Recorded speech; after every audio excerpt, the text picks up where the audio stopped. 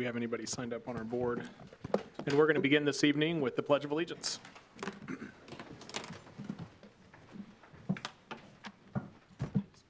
Allegiance to the flag of the United States of America and to the republic for which it stands, one nation, under God, indivisible, with liberty and justice for all. I'd like to welcome everybody. Tonight is August 23rd. It's our 7 o'clock commission meeting. Thank you all for coming this evening. We'll begin tonight with our consent agenda. Assuming that we've all reviewed that, if somebody wants to make a motion. I so move we approve the consent agenda. Thank you. All right, there's a motion and a second to approve that. Any further discussion? All those in favor say aye. Aye. Any opposed, same sign. Thank you. All right, item number 6 is our 2023 revenue neutral rate hearing. We have Rod has asked for some time this evening to present to us. Kelly or Donna, is there anything you guys want to add? Or Yeah, if I may, a couple of housekeeping items. If you are here for the budget hearings proper, we will have those coming up concurrently here. We'll have a presentation by Commissioner Kreie, and then staff will hop in. Donna Pickman, the finance director, and I have some information to present as well. At the close of that, we will bring it back to the bench, and the commissioners can ask any questions they might have of staff, whether it's technical questions or clarification of information of any kind. And then the mayor will open the public hearing. We would ask that if you are here to speak as one of the 2 public hearings we will have, because there are now 2, and Ms. Donna will explain that when she goes through her presentation. New state law last year called the R&R, the revenue neutral rate. That has to do with a public hearing for specific to the mill levy. And then the typical public hearing that we have always done has to do with the actual dollar figure. It's the same amount of money, but one is the mill levy, which is a formula, and one is the actual total dollar figure. And again, Ms. Donna will go over that. You are welcome to speak at either one of the public hearings. The mayor will open and close those. We would ask that, because we have a number of people who probably want to speak, we would ask that you please try to keep your comments really concise. And if somebody makes your comments, please, if somebody has already made your comments for you, please, we would ask just don't be too duplicative. And if you could please keep your comments to about 2 minutes or less, just so everybody has a chance to be heard and that we are mindful of everyone's time, we would greatly appreciate it. And with that, I will get Commissioner Kreie's presentation pulled up here. And then also, excuse me. I don't know. Is it this one? Is it this one, Denise, or is it at the bottom maybe? I think it's a different, oh, here we go. Here we go. And then also I am going to go start the live stream in our conference room also, so that if we have other people come in the overflow chambers. And as we go forward, sir. Are we ready? Oh, it's on? We got it. It's on, okay. It's on. Wonderful. All right, sir. Thank you. You want me to drive, or you want the clicker? Yeah, if you don't mind me clicking. I kind of like clicking for myself. It's the right side? Yeah. Okay. I've talked to a lot of people about this 8 mill increase, and since it's been several years since we have raised the mill levy, there hasn't been much recent talk about how ad valorem taxes work. In most instances, people don't know the effect of this increase on their taxes. And most people don't really understand the mechanics of how ad valorem tax and the mill value equation works. The term ad valorem is a Latin term meaning according to value, and is a form of taxation based on the value of real estate or personal property. In talking with local citizens, people pretty much hate paying taxes. I hate paying taxes myself. If given a chance to pay $5,000 in taxes or $4,000 in taxes, you'd have to be pretty strange to pick the higher number. I've been telling people since I became a commissioner that my pledge was to not make people pay any more than was absolutely necessary to run the city in the most efficient way. I believe I've kept that promise. Upon being a commissioner, one of the first questions I asked was to see the city's long-range financial plan. I found out that we had a plan in pieces that could be assembled into a workable document. We were keeping track of machinery and equipment replacement schedules, debt service schedules, major project schedules, and other items that were significant and needed to be tracked. But you almost had to be a CPA, which I just happened to be, to put that all together. For the last 2 or 3 years, we now have all the elements of a long-range budget that allow us to better make informed decisions. This year, we're asking for an 8 mil increase. I know that's shocking to people since we've not raised the mill for several years. In the budget process, we've worked diligently with staff to get to this point. The original staff proposal was an increase of 12 mills. We asked the staff to dig deeper and gave them a goal of maintaining a 5% reserve while cutting $650,000 out of that original budget request.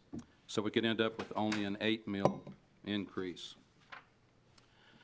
Now remember, we're not in the business of hoarding your tax dollars, but it's important that we maintain a reserve.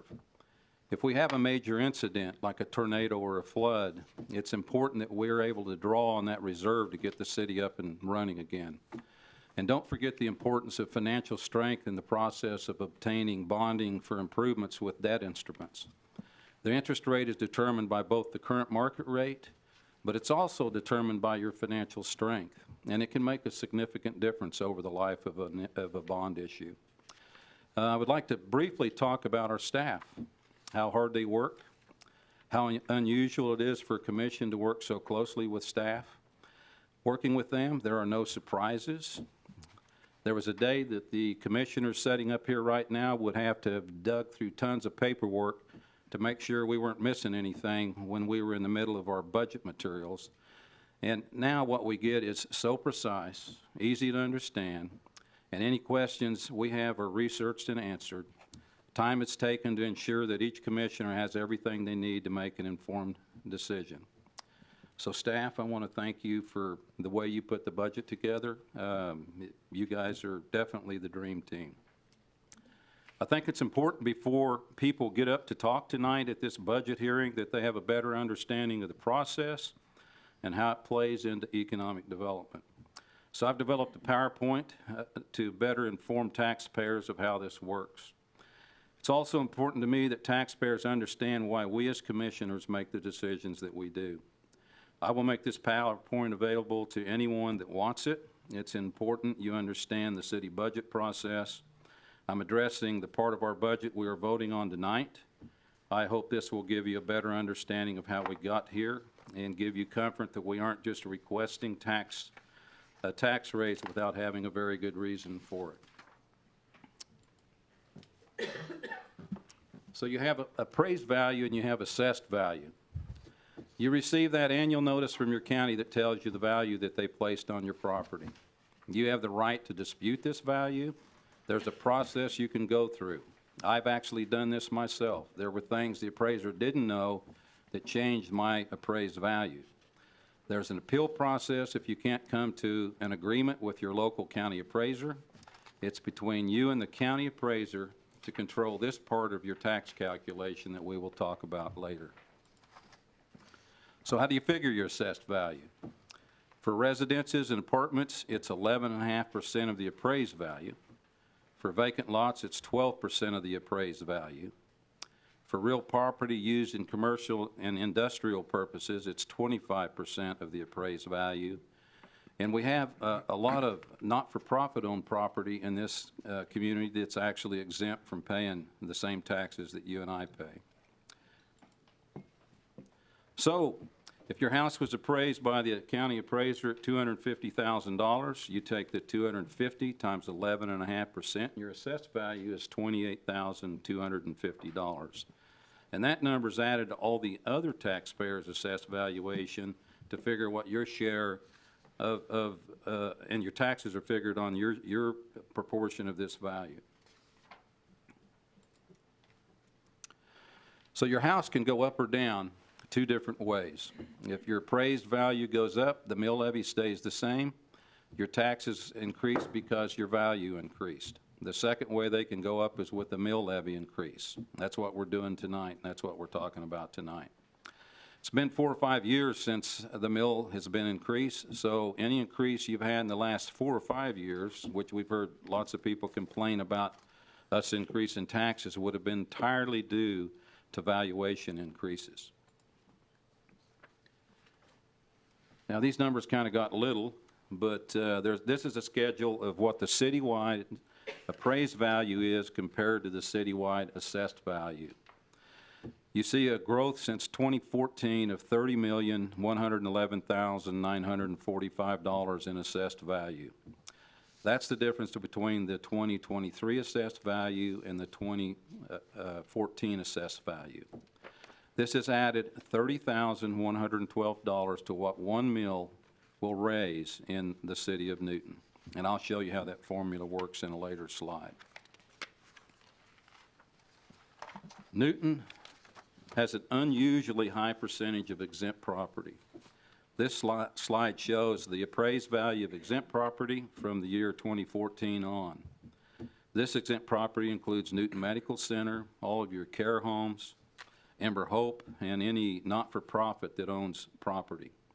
And one could argue that there should be a pathway to increase, to assessing real estate taxes at some percentage of value to not-for-profit entities, but one could also argue that these entities might not be able to pay these ad valorem taxes and keep their doors open. But at any rate, it's really unusual for a community to have more than 10 to 12% of their value exempt from paying tax.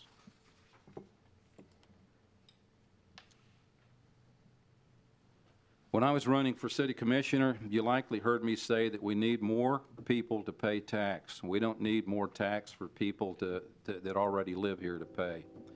This slide shows the assessed valuation growth by year since 2014 for new property that was added to the tax rolls. If you remember slide number 6, the increase in assessed valuation was a tad over $30 million, adding right at $30,000 to the value of 1 mil since 2014. New property only accounted for $4,102,000 of this increase and only added $4,102 to what 1 mil the value of 1 mil in Newton, and that's over an 8-year period. That's pretty sad. That's only an average of a $512 increase on the value of a mil per year. And of that, over the same 8-year period, industrial and commercial development only added $1,983 to the value of a mil. So where did the rest of that $30,000 come from? It came right out of your pockets because of the increase of the value of your homes. So that's a pretty substantial amount of money coming out of your pockets. I've been saying to anyone that would listen that industrial development is the key to keeping taxes down. They bring in new housing growth, growth in sales tax, retail sales opportunities, and the potential for new restaurants and other types of businesses.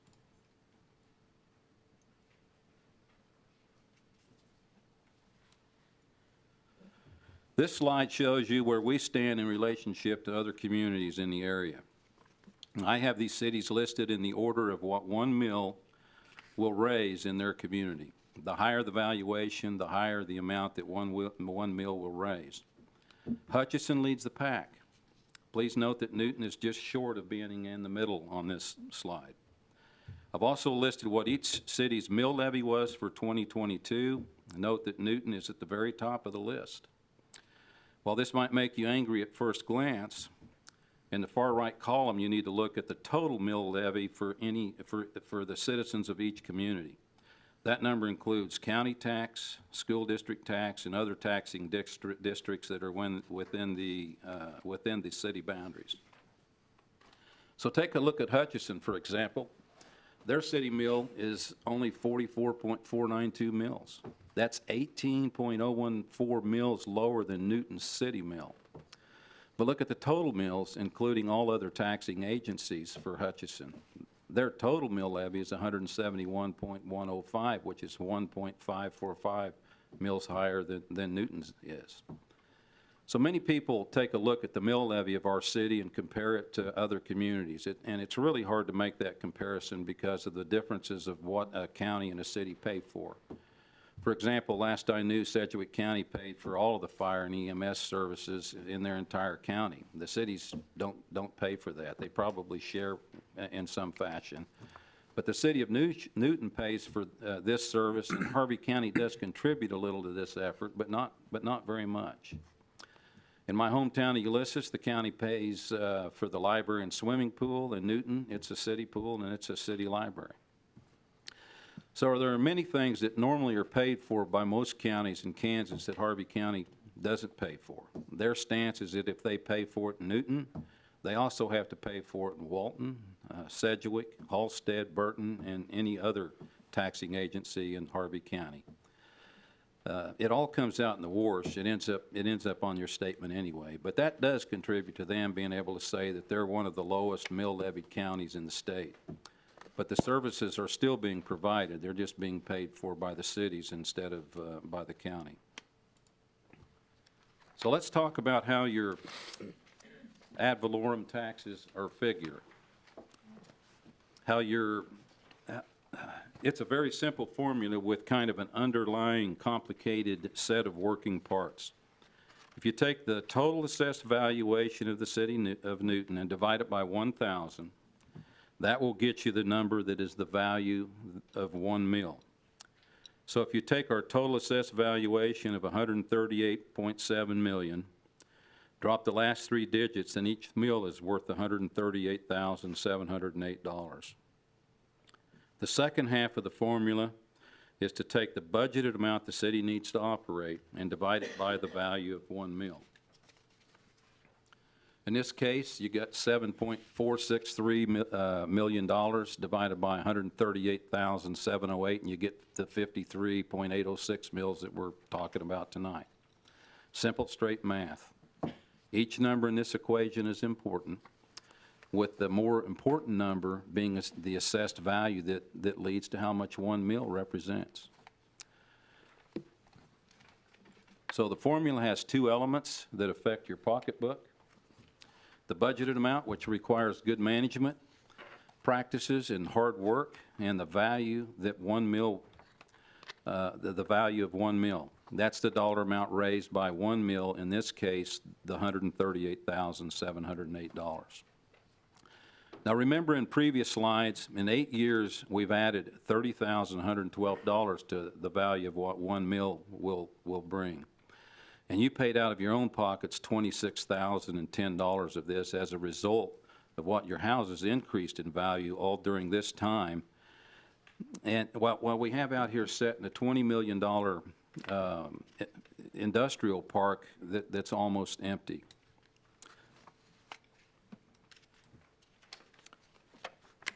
The budget amount you can only go so far with before you start hurting yourself in the long term.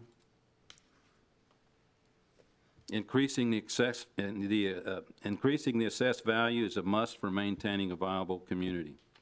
And the best way to increase that value is with industrial and commercial development. Those items are taxed at 25% of appraised value instead of 11.5% of appraised value like on residences and apartments. There's a lot of elements to economic development. A fine balance between what the taxpayers are willing to pay for, yet enough amenities that entice a company to come to your community. To do a good job with economic development, you need experienced city staff to make it work, and we have that. You need experienced economic development board members to make it work, and we have that. You need experienced staff at economic development to make it work, and we have that. Your commissioners need to understand the importance of this balance between development and providing services and amenities to assist with development, and they do understand. Your commissioners need to fund an adequate economic development budget, and they do that. Your community needs their taxpayers to understand how important development is, and we've been trying to do that, and I hope this presentation helps. Your tax structure needs to be in line with those communities you're competing with, and we are in the lower end of acceptable tax structure due to the lackluster industrial growth in our past. Your community culture needs to be welcoming and understanding of how to handle potential prospects in a professional way, and that has substantially improved. You have commissioners that care deeply about its citizens and its staff who are all willing to work hard for the long-term benefit of the city of Newton. And all of these people are working together in a way that gives the best chance for Newton to slip in front of other competing communities in the selection process. So the short-term solution was to cut costs and reduce spending. We've been doing that for the last 4 or 5 years. Hats off to the staff again. It hadn't been easy. You put your noses to the grindstone. We're proud of you. And please understand, we know how blessed we are to have you doing your good work with your caring attitude. In unison with, as we concentrated on the cost control portion of this equation we just talked about, the city's embarked on a pathway that appears to have us in a position for some really good things to happen. We sent out a survey a couple of years ago asking what you wanted, what was important to you, what makes you want to stay in Newton, what do you think would bring other people to Newton. In spite of several knuckleheads that complained about everything, we really did gather some great data, and we listened to what you said. That survey was the impetus of the swimming pool complex that was just finished, that finished its first year recently, and I've been told attendance is up between 40 and 50%. The new ball diamonds are under construction. A new library likely will start in 2023, and we will pay for this library with money that's already been budgeted for debt service, with library debt payments starting at about the same time that Sand Creek Station debt service is paid off. So there will be no mill levy increase allocated to this new library, just a reallocation of what we are already currently paying. While people want to attribute the increase that we're talking about today to those items, that's just not true. The ball diamonds and the pool complex are being paid for out of the Public Building Commission with a $1 million increase by the school district, the rec commission, and the city. And the city's portion we paid for by cost reductions and by refinancing debt at lower interest rates and saving the taxpayers a bunch of money. There was no new levy to pay for the pool or the ball fields. We know that an $8 million increase is a big jump. Perhaps we would have received a less criticism where we'd have increased the levy by $2 million per year for the last 5 years. That seems to be an acceptable increase. That seems to be the politically correct thing to do. But as commissioners, I think it's important to only ask our citizens to pay for the money we need to run the budget for the year in question. We have enough people trying to be politically correct in this country. I don't think it's right for local elected officials to play that game. I did want you to see this slide, though, so you understand the magnitude of what the commissioners have done for the last 5 years. This slide is the monetary effect of $2 million per year since 2018, had we raised and collected that $2 million per year from our taxpayers. During this 5 years, we would have collected $3.7 million of your money and done that instead of asking you for the $1.1 million we're asking for tonight for this upcoming year. So how much does this $8 million, how much is it going to cost you next year? For a house with an appraised value of $100,000, it'll cost you $92 for the year. You can see other examples, but it's basically $92 per 100,000 of appraised value. Any additional increase in city tax for your house is because the value of your home went up. So this slide shows what can happen when you do effective economic development, which we really haven't done for the last, well, since I've moved to Newton. The real long-term solution to lower taxes is to grow your way out of this high tax structure. The growth infrastructure is already there for the most part. We do have to pave a road, put in some rail, but we think we'll get part of the rail paid for through state and federal funding. Remember the equation we talked about? You can only tighten your belt so much before you start running off employees and eliminating services. But look at the effect of this volume of development. If we can increase the value of $1 million by $70,000 and take other increases as we go, that's how you lower the number of mills that you need to run a community. Remember, more people to pay tax, not more tax for your existing people. It's a lot harder to change the culture of a community required to foster this level of growth when you've had such dismal development for the last several decades.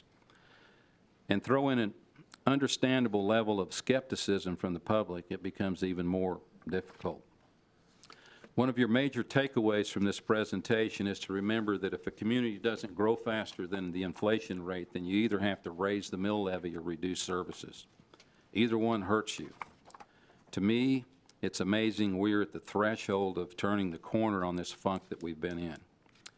With God's guiding hand and a lot of hard work, we're close to being on the pathway we've been shooting for in a much shorter period of time than the commissioners expected. But we don't want to lead you astray. It still won't be easy, and runaway inflation will make this even more difficult.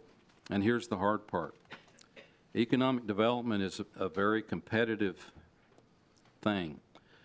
There's not a community that wouldn't give a tax abatement to the companies that we're currently talking to. So the benefit will come after tax abated companies have been here for 10 years.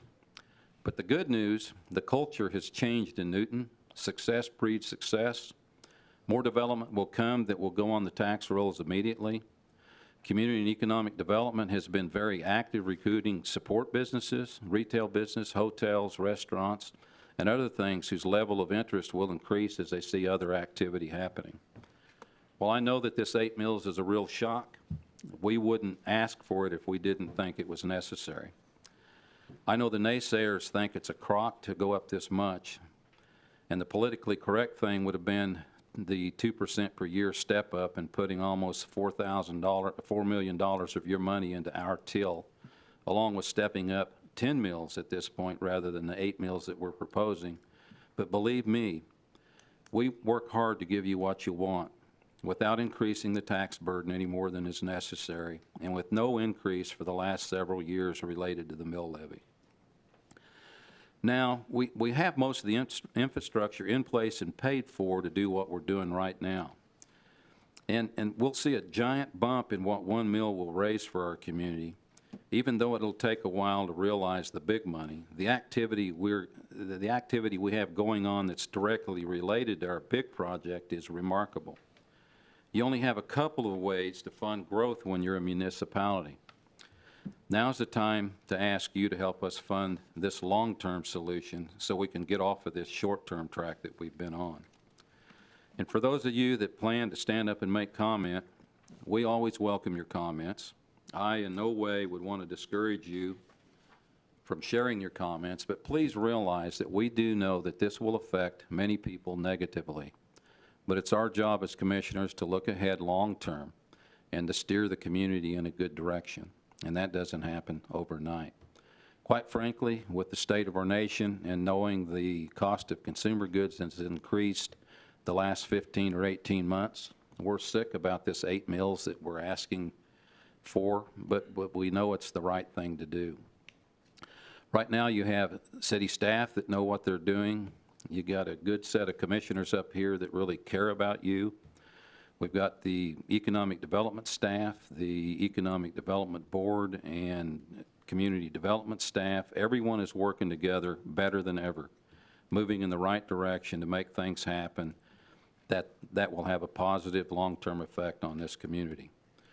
And we're even writing contracts that don't require us to spend any money until the prospects start spending their money. So I'm sorry to those people this will hurt in the short term, the seniors that are on fixed income, those affected by runaway inflation, high food costs, and high fuel costs. And we know that higher taxes can affect future economic development, but we also know that this increase doesn't price us out of the market for economic development. But we promised a long-term solution, and dismal growth in the commercial and industrial sectors just doesn't cut it anymore. I will admit that in our planning process, the one thing we didn't count on was what the feds say is currently about 8.5% inflation. I believe for the commodities that the city purchases that rate's probably closer to 15%. Anything that has a petroleum base or has a transportation delivery fee's gone up a lot more than 8%. Of the 8 mills we're asking for, a good part of that increase is inflation related. I want to thank you for letting me be a commissioner, and I hope that this little information session helps you understand the process, the way we think, and why the extra mills are needed to cover inflation and prepare for future development. It's important to promote growth and move away from the stagnation we've had for the last several decades.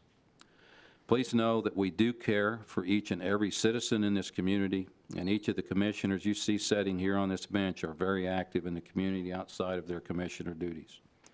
I'm very proud to serve with these commissioners. We've worked very hard together to get in the position that we're in right now. We do listen to our taxpayers, and we do try to prioritize what we do based on your input.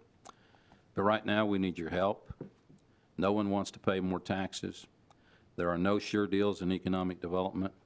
The proof comes when the deal's done and they start building. Based on the history of development in Newton, I totally understand the skepticism. But why waste the infrastructure that's already there and paid for? So we humbly ask that you let us play this out.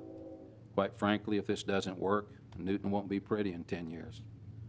$1.1 million to prepare what's coming, $20 million worth of assets just sitting out there in that park waiting for something to happen. Short-term solution or long-term solution, the choice is easy for me. I will sadly vote for this 8 mil increase knowing how much it hurts, but also knowing that it's the right thing to do for the future of Newton. So thank you for letting me be a commissioner. I hope I didn't bore you.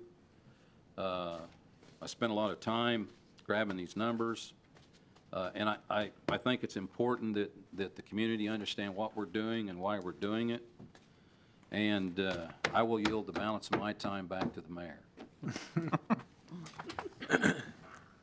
Thank you, Rod, for presenting. Any commissioners want to reply to Rod or anything before we turn it over to Donna and Kelly for a few moments? Okay, Donna, do you want to present to us? Yes.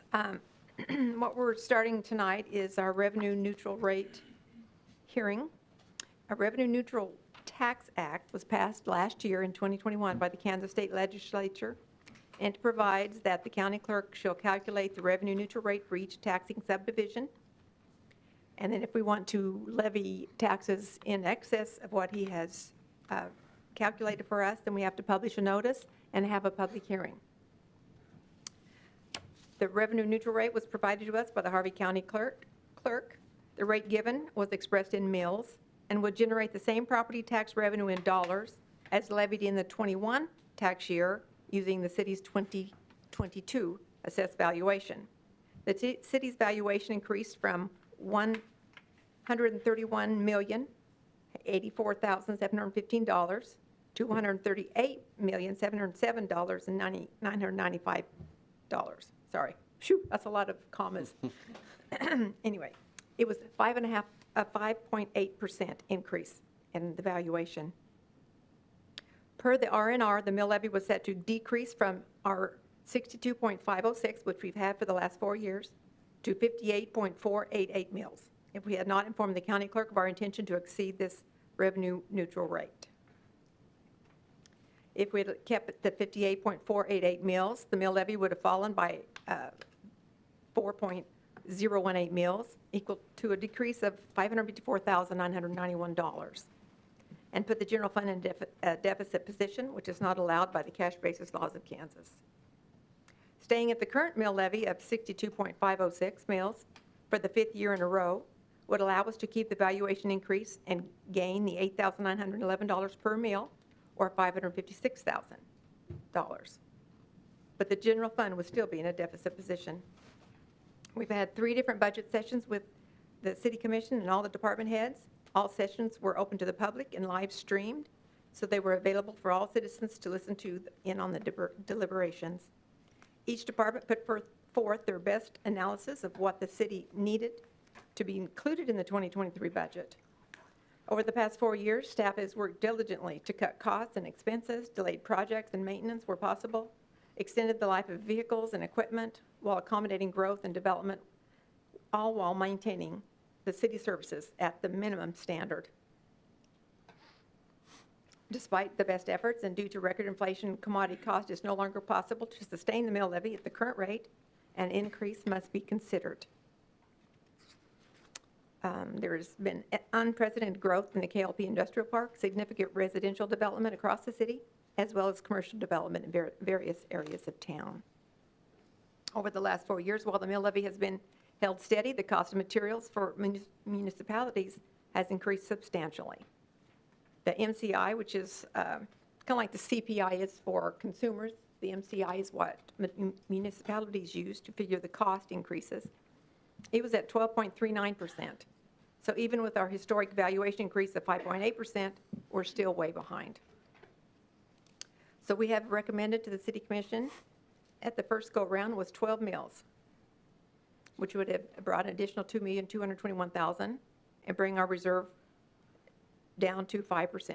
Our best policy is our reserve to be at 15% of our budgeted expenditures. The commission asked us to look for cuts and service decreases and to get down to at least an 8 mill levy while maintaining the 5% reserve.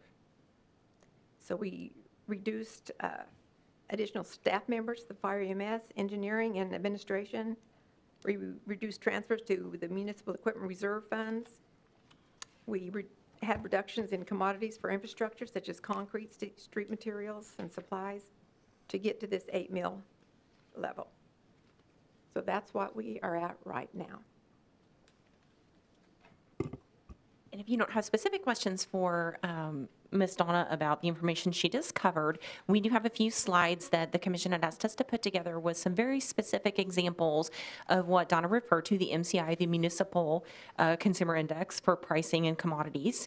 But just, again, some housekeeping for the benefit of the public. We will have to have 2 different public hearings tonight to be in compliance with state statute. The first one will be for the revenue neutral rate. And as I noted when we kind of started the meeting, the revenue neutral rate applies to the mill levy and the amount of mills.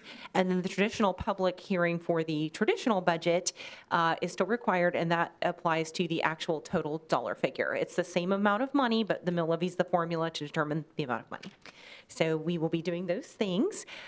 So a little bit of information for you. So what we've mostly been talking about this evening is the general fund, and that funds administrative services. It funds, again, most of the service-related industries, such as fire, such as EMS, such as police, engineering, building, code enforcement, administration, streets, parks, public works, those kinds of things. Anything that is not a part of those things is called an enterprise fund, and they are basically either self-funded or they have additional revenue that helps fund them, such as the airport or the Meridian Center or the golf course, all of the utilities. That is not part of this discussion this evening. So if you're looking at the screen here, on the left-hand side is what we're really talking about tonight, is the general fund. And then also secondarily, bond and interest. So these are projects we've bonded over time that we are paying off. Commissioner Kreie made reference to, St. Creek Station Golf Course earlier. Those were 20-year bonds. Those payments are about $600,000 a year, and they are set to pay off at the end of 2023 or early 2024, that area. So when those bonds pay off, we will be utilizing portions of those funds to then rebond the new part of the library. So it will be a lesser amount of a bond, probably in the, it depends on the interest rates at the time, of course, but it'll probably be between $350,000 and $400,000 a year for the bond payments for the library. So we will not be incurring new debt, and hopefully we will actually be decreasing the current long-term debt load. So again, we made mention of the 8 mills, and then one thing we did want to point out, one of the things that saved us the last couple of years, knowing that the general fund was coming into the red, so to speak, was the fact that we were fortunate enough to receive some of this ARPA or ARPA money from the federal government. We received 2 tranches of money, one last year, calendar year, and one this calendar year, and the approximate amount of $1.4 million each. You can kind of see it here where the red arrow is. And we were allowed to utilize those funds to basically bolster the general fund. So we didn't have to come to you the last couple of years and ask for a mill levy increase, because we were fortunate enough to utilize those funds. Those are going away now. They were not in perpetuity. We were allowed to have 2 distributions of those funds, and so they will be going away. So you can kind of see what Ms. Donna referenced earlier. Our policy is the city, and then financial best practices nationwide, GFOA, the General Finance Officers Association of America, they say you need to keep at least 15% in your reserves. In order to do that, the mill levy would have had to have increased substantially more than the 8 mills that we're proposing this evening. So at the request of the commissioners, between cuts to services, cuts to supplies and commodities, and staffing decreases from what we were initially proposing that we've known we needed to do for a few years, we've been holding off on. So we did about $650,000 of cuts to those requests. And at the request of the commission, the 8 mill increase will spend our reserves down to 5%. So that's a little bit scary because, we live in the Midwest. There's going to be a storm. There's going to be, whether it's, I'm not going to win. I don't want to borrow trouble, but something is going to happen, whether it's an ice storm or a tornado or, heaven forbid, a fire or some kind of natural disaster of those kind of things. And that's what reserves are there for. We're supposed to keep a certain amount of money in reserve to pay for services so that we can continue to operate and serve the public and provide you with clean drinking water and sewer and natural gas services or electrical services or whatever those things might be, police, fire, EMS. So this is part of the secondary public hearing. The first, like I said, it has to do with the mill levy. This has to do with the actual dollar figure. And this is what was published in the paper as part of the required public notification process. And then these were some of the things that we proposed that we know that the city as an organization and the community is in need of, but we had to decrease these things. And so we tried to give you what those numbers were, what it was, like a new IT tech position. So it equates to about 0.234 mils. So you will see this is what we cut out of the initially proposed budget to get to this bottom line figure that we reduced from the initial request that gets us to the 8 mil. So these things are no longer included. Again, we know everybody's filling this in their pocketbook when you go to the grocery store or when you're buying fuel, whatever the case might be, but we just wanted to give you some examples. So 2017, for 5,000 pounds of concrete, in 2017 it cost about $85 per yard, and now it costs us $110 a yard. Asphalt, kind of the same situation, $62 in 2018, and now it's $91 for the same amount. And what we have done the last 5 years, we've not done more with less, we've done less with less. And you're starting to see that in our roads. I don't know if you've noticed, like, have you driven down Spencer recently over by First Street in the airport, and you're starting to see that, those kind of things are happening because of deferred maintenance. You can only put those things off for so long before it's no longer deferred maintenance and it needs a total pull out and rebuild. And unfortunately, that's kind of where we're coming to at this point in the community. Another example for parks, typically we'd spend about $9,000 a year for 88 trees, and now those same 88 trees would cost us about $15,000 or a little more. Playground, 2017 used to cost us $100,000 for a structure, and now it's $160,000 for the same structure. So examples for you for the police department: patrol vehicles, fully outfitted. So a Ford Explorer in 2017, fully outfitted with the roll cages, the technology, all those things we need. It would cost about $50,000, and right now it's costing us $71,000 for the exact same equipment, if you can even get the equipment, because our last 2 years, unfortunately, our orders were canceled by the dealerships because we couldn't even get the vehicles. So and as a reminder, I know many of you know this, but just for the benefit of the public that might be watching, our patrol cars in Newton are what's called hot seat cars. Our officers do not take their cars home with them. They literally run 24/7, 365. First shift pulls into the station, gets out of the car. Second shift hops in the same car and goes off again. So we have just a few cars that actually are take-home cars, so to speak. But the majority of our fleet runs constantly, and so it wears them out pretty quickly. And you can't just buy a normal vehicle for police. It has to be something interceptor rated. So it's difficult to find right now. We're trying to get our hands on them whenever we can, but they are definitely in short supply. Again, it's kind of the same thing for officer equipment. In 2016, it cost us about $4,500 to outfit an officer. That would be uniforms, badges, weapons, all that kind of stuff. The exact same equipment is now costing us between $11,500 and $12,000. Another example for you for fire EMS, you can see, so your blue is going to be 2017 numbers, orange is 2022. So staffing in that same amount of time has gone up about 37%. An EMS unit, again, this is remounted. So what that means is we're taking in an old ambulance, taking the case off of the ambulance, reusing the chassis, and refitting it with a new mounted, equipment. So this is not like we're going out and buying a brand new ambulance. It's called a remount. It's basically a refit to utilize a chassis while it's still in good condition. So that cost has gone up about 42, almost 43%. For a new unit, the cost has gone up 37%. Fuel is up 53% through July of this year, which is a little scary to us. We're not sure where we're going to land on fuel costs.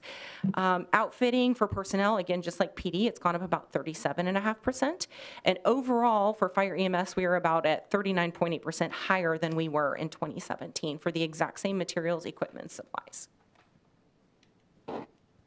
And again, this is kind of a breakdown for you of some of the fire EMS equipment. Again, just an example, like a badge in 2017 was $89, now it's $100.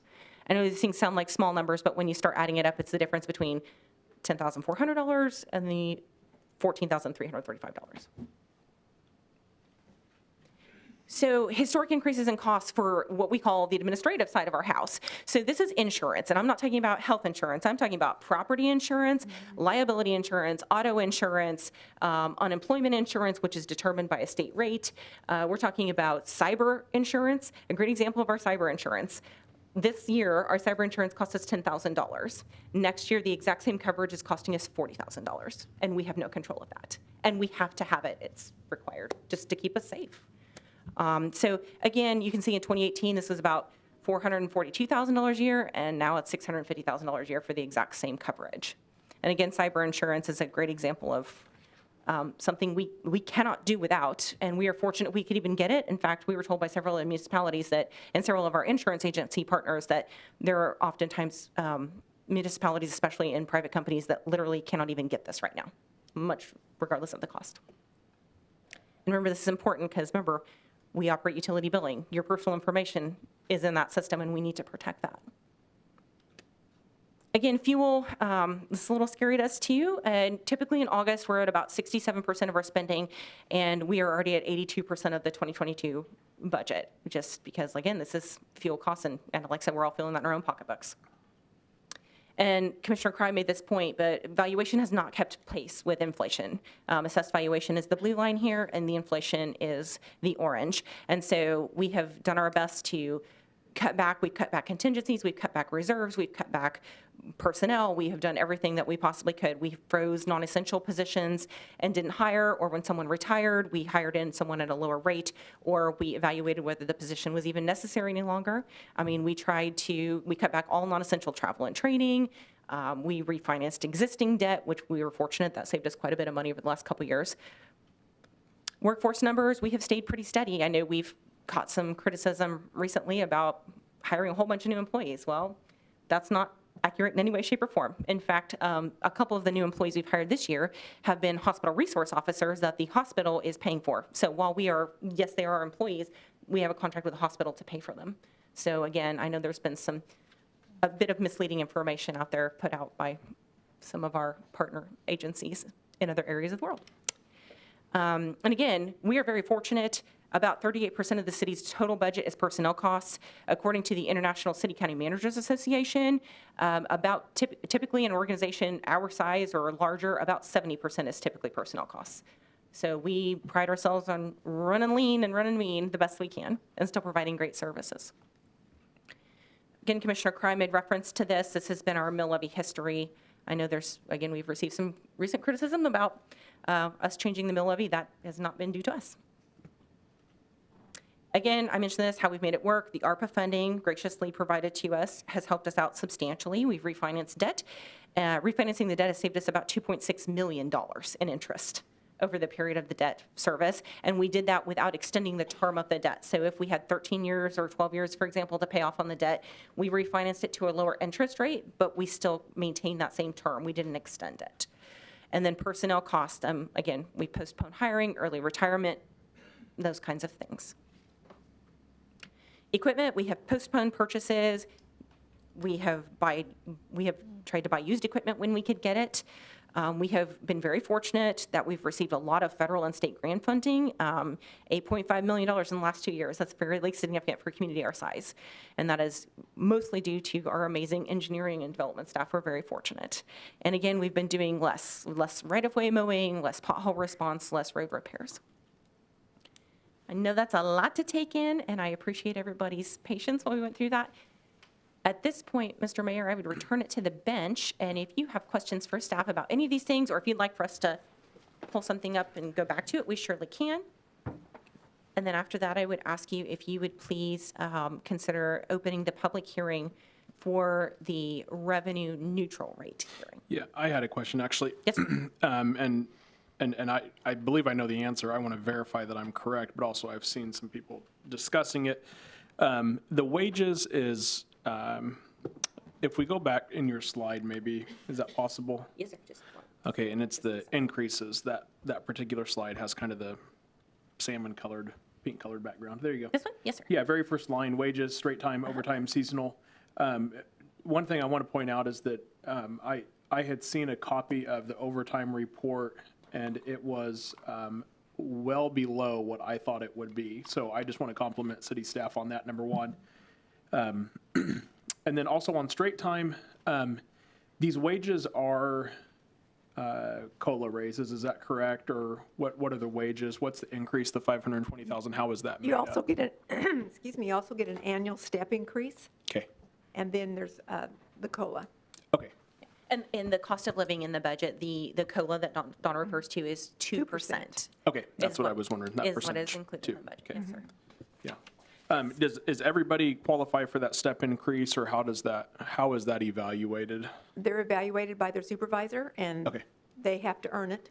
Okay, so it's not given across the board to every single employee, it's given on a performance basis? Merit, yes, sir, yes. COLA, So, though, is yes, given if to you had a every poor performance review, if you guys were dissatisfied with my service, you would not give me Okay, that. and COLA, though, is across the board, Yeah. Oh, 2% yes. for every employee? Yeah, and a good point, the city attorney just made to remind everybody too that that step increase is not in perpetuity. There are, I think, 13 or 15 steps on our chart. So once you've been here, let's say you did a great job every year and you were eligible for that step one time per year, but you can max out and that's it for you. Like you don't go anywhere after that. We can't Then you just continue. get your COLA. as You long as just, you- you would get the 2% Okay. cost of living. So we have Yeah. a lot of people who've hit that. Yes, We're fortunate that we have a lot of longtime employees. yes, yeah, thank you. I think that was my only question on this slide. I just wanted to make sure that, for the public and from my understanding too, that we understood that correctly, so. Of course. And seasonal is our mowers through the summertime, and if we have any disasters that would know, or is that just the mowers in the summertime that work in the parks and mowing? Is that seasonal? Yeah, it's seasonal. Just the summertime help that Yeah, comes so, in? also yeah, have- so we would have some at the airport. And street. Yeah, Okay, street, and some of the parks, streets, public too. works, yeah. I mean, that's what people most commonly associate with it is, like, they see The the most in park. is mowing and okay. parks and public works. We also pay for crossing guards at the schools. Yep, Okay. they, even though they're seasonal because the school Right, isn't. okay, so that is very part of that part-time. seasonal, though? Yes. Okay, lots of little pieces of that, thank you.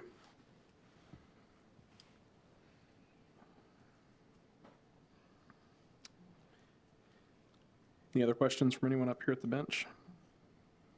They just have to be about this. I just know that's the mayor was.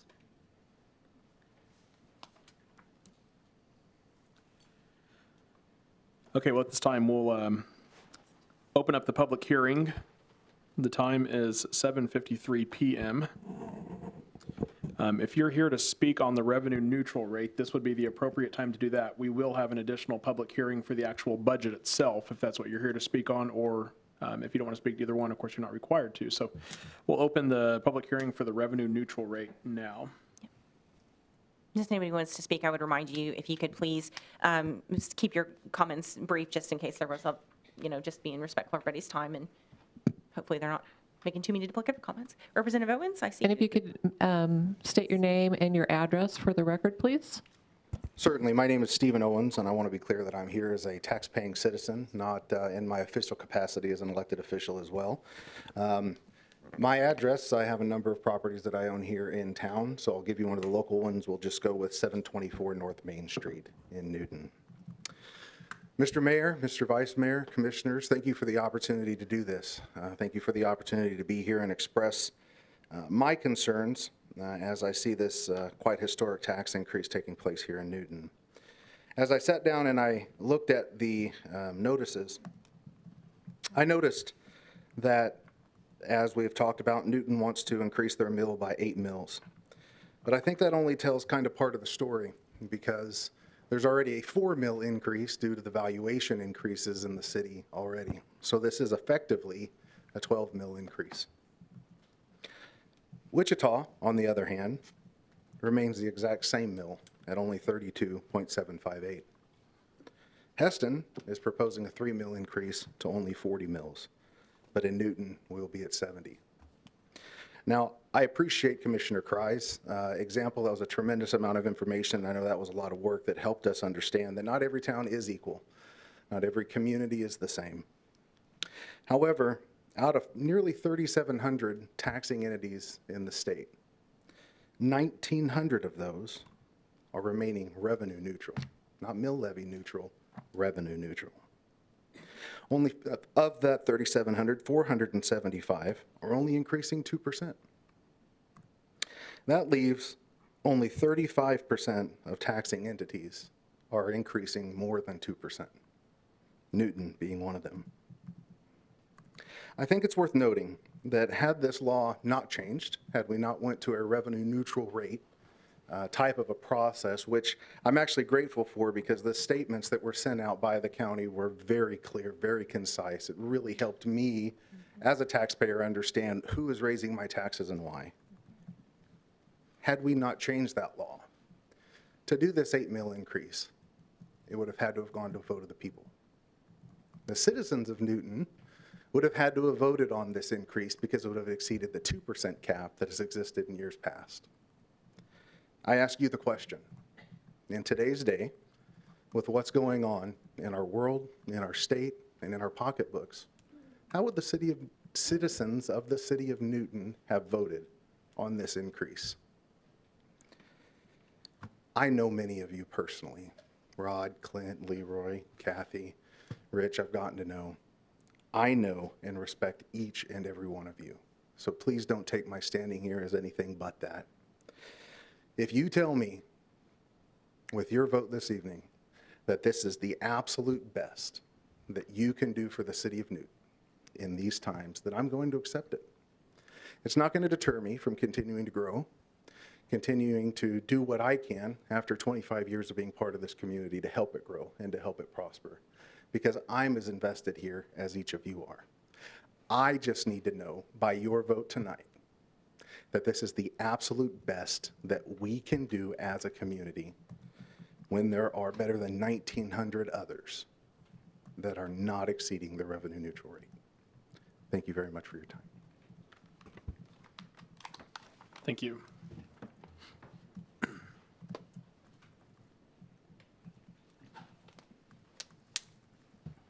If anybody else would like to come up and speak, you can just come up to the microphone.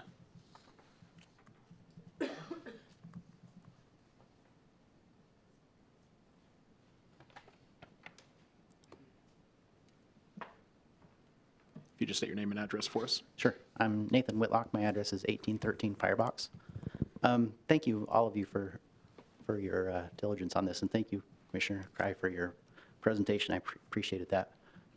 One thing that stands out to me is the assumption that was built into that 2% per year was okay or acceptable, and I just want to challenge that, because there's no reason that the mill rate has to go up every year. And in fact, if the valuation is going up faster than the inflation rate, then the mill rate ought to go down. I just wonder, does the mill rate ever go down? And would we expect this mill rate to go down once that development, the tax abated development, those entities start paying property taxes again? Are we going to expect the rates to go down? So, like Representative Owens, I'll support you if this is the best you can do, but I just want to make sure we're thinking about what carefully spending our citizens' money, and if this is something that the citizens would really approve of. Thanks. And Mayor, if I may, if you will indulge me, please. Yeah, go ahead. So to this gentleman's point, to your point, sir, no, the mill levy actually stayed, at least the city's portion of the mill levy, stayed steady for the last 4 of the 5th year. One of the things that the commission has charged us with as staff going forward is finding the most important thing we can do is diversify our revenue streams, just like in your personal life, in your investments, whether it's savings accounts or CDs or bonds, those kind of things. So the commission has asked us to look into additional opportunities for other funding mechanisms. And some of those items, not just in Kansas, but nationwide, would be fee for services, additional services offered, and or things like sales tax revenue. We have a specific sales tax in Harvey County that's shared amongst all the cities, and that definitely helps us diversify our revenue streams. And so we are looking very diligently into those opportunities. However, something like sales tax would require a referendum vote, and so that would go to a vote of the people to approve to put into place. So just so you're aware, sir, we are diligently looking into those other opportunities, and thank you so much for bringing that point up. Appreciate it.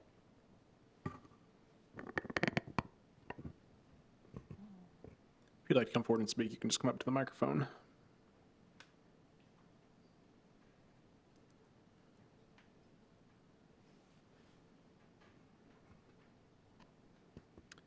Okay, at this time, we'll close the public hearing for the revenue neutral rate. We'll bring the conversation back to the bench. We will have another public hearing in just a moment for the budget itself. So if you haven't had a chance to speak yet, you can speak then on the budget. Any further discussion from the bench?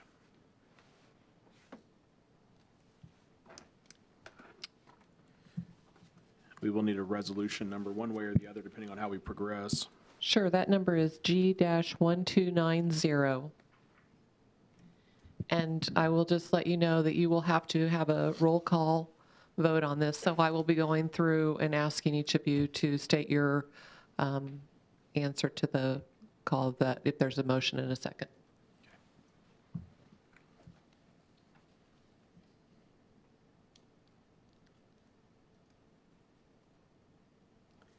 Well, I'm not in favor of where we're at in this. I think that I agree with those who spoke that we could do better. I'm going to put forth a motion to, if this is the appropriate time, I assume that it is. This is all sort of new to us still a little bit. Well, I guess right now we're doing just the revenue neutral rate, correct? Yeah, okay. I'll wait then. So we need a motion to approve G-1290? Correct. I will make that motion. I will second that.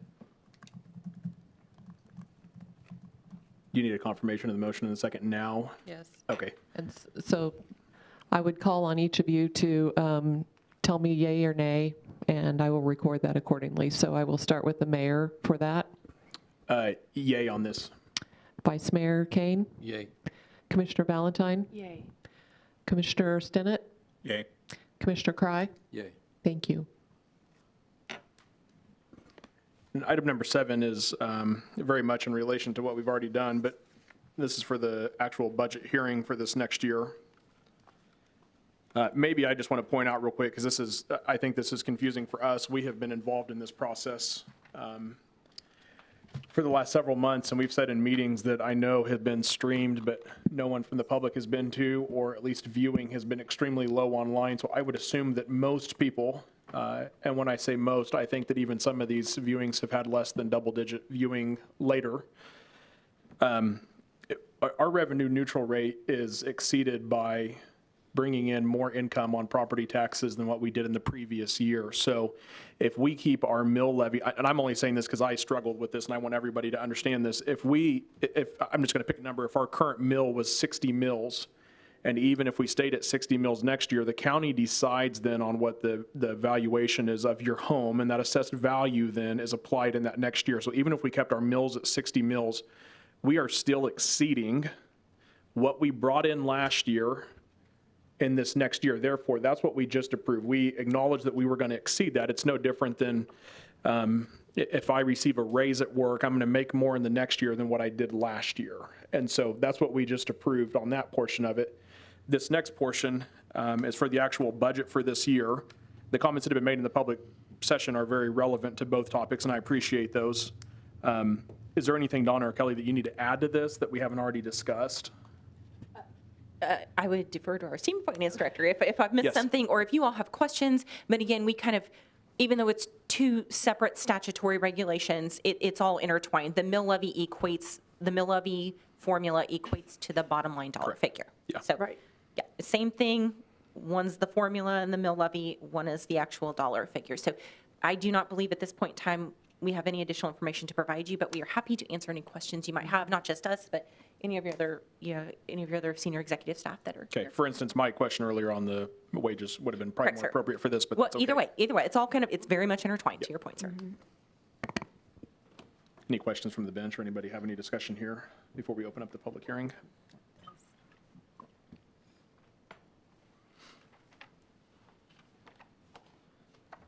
Okay, well, at this time, I'm going to declare the meeting open for public comment. If you would like to come forward and speak, the time is 8:05. Please come forward and state your name and address and state what you want to tell us.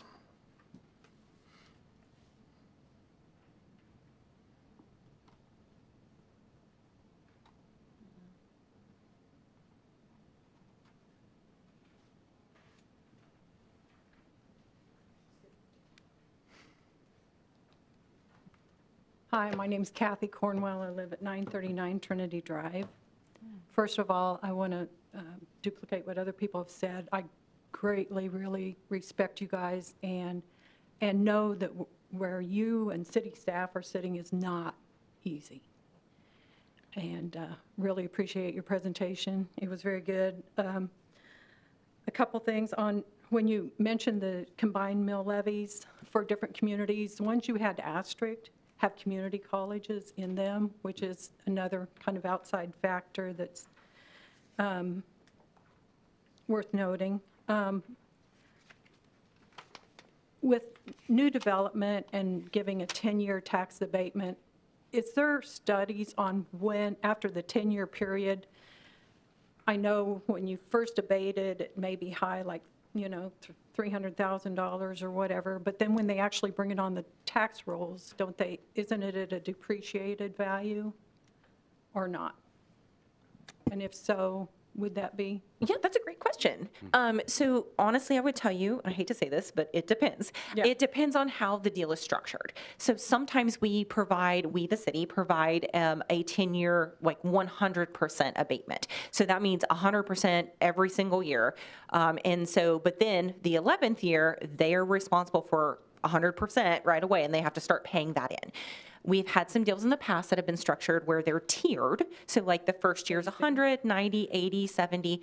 We do some that are on a 5-year basis. And so like on a 5-year basis, maybe it's 100 and then 80, then 60. So it really depends on the individual deal and how it's structured. I would tell you in the 6-ish years I've been here, we've done a little bit of everything. It depends on if it's residential and if it's one house versus a whole development. It depends on if it's industrial or commercial. And then by state statute, there are different eligibility requirements for each of those things. So like a residence is not going to qualify for 100% for 10 years. That's not allowed by statute. So they can do, maybe the 5-year tiered or 5-year 100% across the board. And really that's at the behest of the commission and the developer and what kind of terms that they might negotiate. Is that helpful? Yes, I strongly encourage more of those. Get them on as soon as possible. I was going to say, a strong company at year 10 is going to start reinvesting back into themselves, purchasing Right. new equipment, expansion, and everything. Or another abatement. And typically that other abatement would only be on the new improvement. Correct, yeah. So anything Right. existing, that's a great point, Commissioner Sennett and Ms. Cromwell, to your point. Anything that's existing, if we have an existing industry, unless they are adding on or buying new machinery and equipment, those kind of things, and typically we're talking millions of dollars. This isn't going to be something, a smaller investment than multi-millions of dollars. Those things are not, current development is not eligible for those things. So you're never going to get less than what you have now. Typically, those are only on new developments, whether it's a whole new company or in addition to an existing company. Okay, and I think in your presentation, you mentioned each mill is like 1.1 million. Is that correct? But that's at the current rate. So if you take the old assessed valuation and the new valuation, wouldn't each mill be more like 1.6 million? Okay, I'm not sure what you're If asking. I may, each mill is worth $139,000 and some Right. change, not a million, $139,000. The 8 mills is the 1.1 Right. million. Total, that would Right. equate to that Yeah. increase. Right. And I would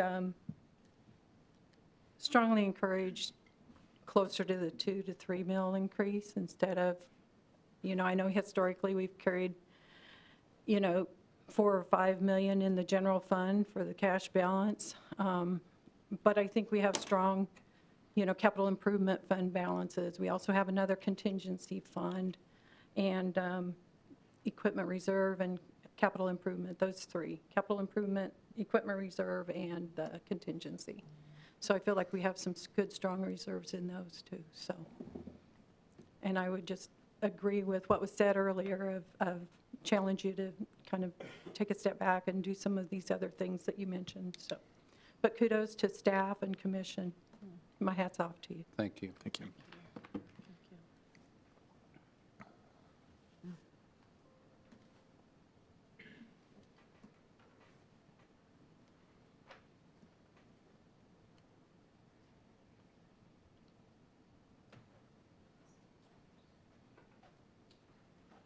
Lance Gormley, 321 West 8th Street, Newton, Kansas.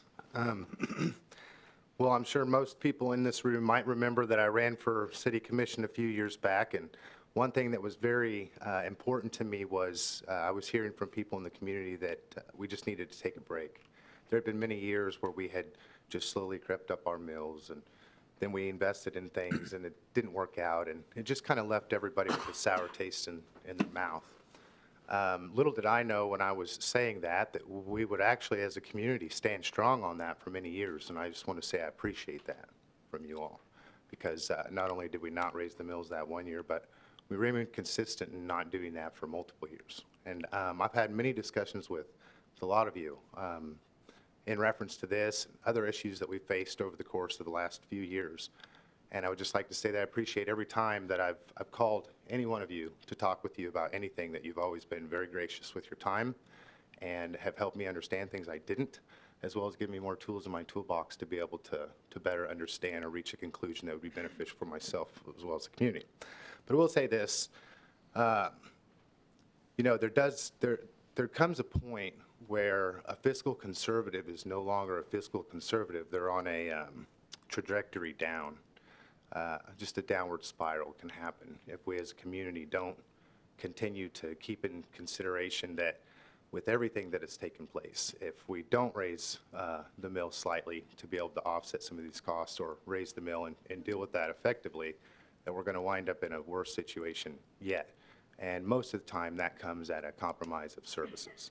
So when it comes to our law enforcement and our fire, I appreciate everything you guys do. Come to my rescue on some occasions even yet. So you can only ask these guys and these gals, these individuals who are leaders in our community to cut so much. So I'm not advocating for an 8 mil increase by any means, but I feel like it's worth the consideration for people in the community to really give kudos where kudos is deserved as far as what we've been doing to this point. And going forward, that we really are dealing with a situation as a city government that is unprecedented. And so if some of that is the reason for this, then I can understand that we're all hurting. So just would appreciate if you would be considerate of the citizens of Newton. I know you do. So thank you. Thank you, Lance.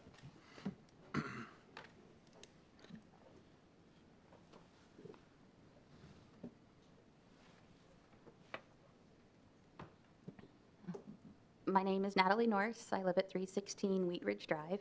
Part of the reason I'm up here tonight is because I'm a single mother, and yes, I received a raise at my job, but my raise doesn't even cover the inflation either. So my income to cover my daughter and care for all of her and all of those has been greatly impacted already. The other thing is that while yes, our mill levy has stayed the same, my valuation on my home has gone up dramatically in the last 5 years. I bought my house 7 years ago, and the valuation of it so far has gone up almost $60,000 in the last 5 years, which is a lot. So I felt like I've kind of paid my fair share. And so when you talk about, you've already increased my valuation by $14,000 this last year, which I kind of tried to fight and it didn't work. And now you're going to add another 8 mills to that on top of that. That's another almost over about $150 on top of the $14,000 evaluation. So with me already hurting and being a single mom, that's really affecting my pocketbook. And I do understand, and I appreciate you guys, and I do understand the difficult positions you are in. But just remember that there are a lot of us, and unfortunately, this is not a rich town, and I do understand that too. Like you guys had stated, we have many nonprofits to try and help our many, you know, how do I put this?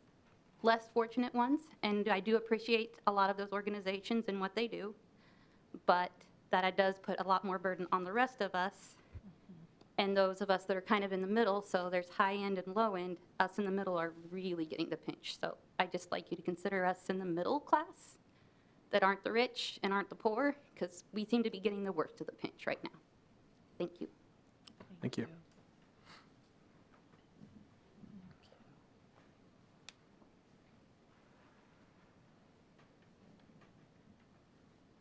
I'm Francilia Timmermeyer. I live at 514 East 8th here in Newton. You're looking at an 80-year-old woman. I'm here to represent all of the elderly in this town. Can you imagine what it feels like to go to the grocery store and I have elderly people stop me and they can't read and they have me get things down for them? And I say, do you want that? Oh, no, no, no, you put that back. You put that back. Because they are not able to buy groceries. They're in homes, they're moderate. I'm asking you, think about it. What if they were your folks?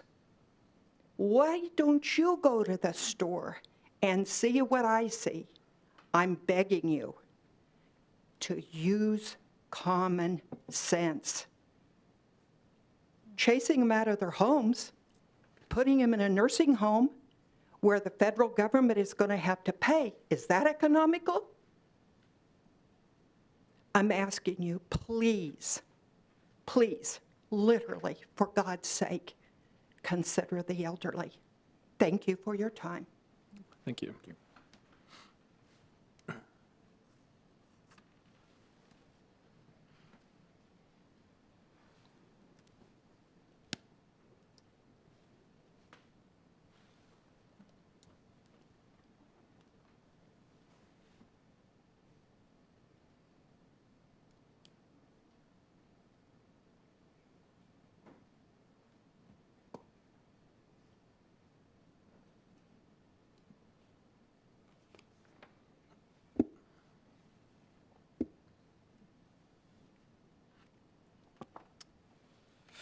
Well, at this time, I'll close the public meeting and bring the discussion back to the bench. I want to maybe just start this conversation by saying that I appreciate, and I know that the other commissioners I speak on behalf, I don't often speak on behalf of all of us, but I do now, and just say that we do acknowledge what everyone's brought to the table tonight, and we appreciate all of you taking time out of your evening to come. I think you had to sit, I tried to watch the time, I think you had to sit through 55 minutes of presentations and other information to speak to us tonight. That's notable. I appreciate that for you doing that tonight.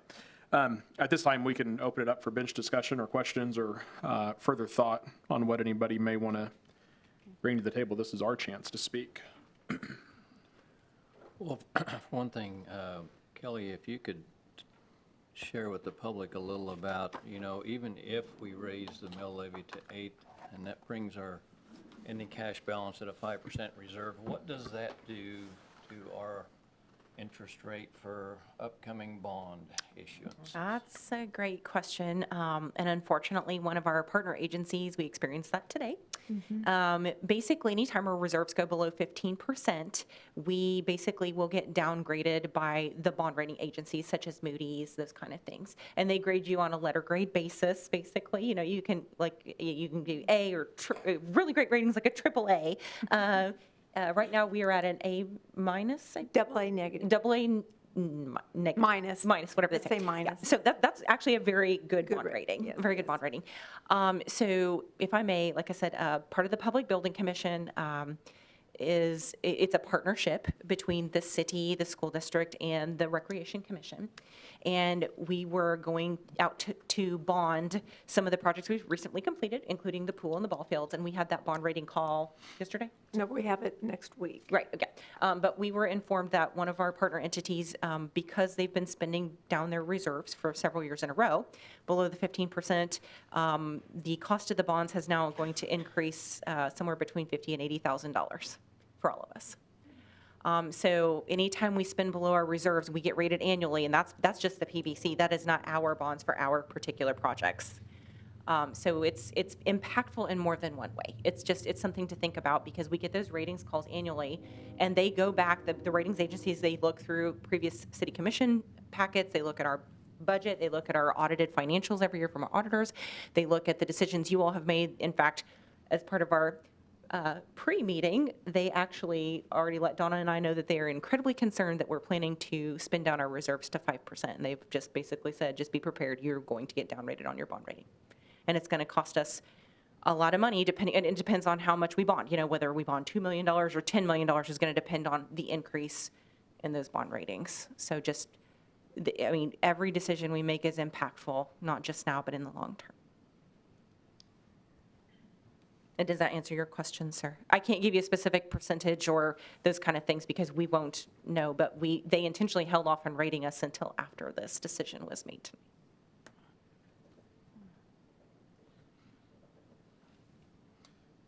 Fair, though, to say that at 8 mils or 5 mils, the bond rating is going to decrease.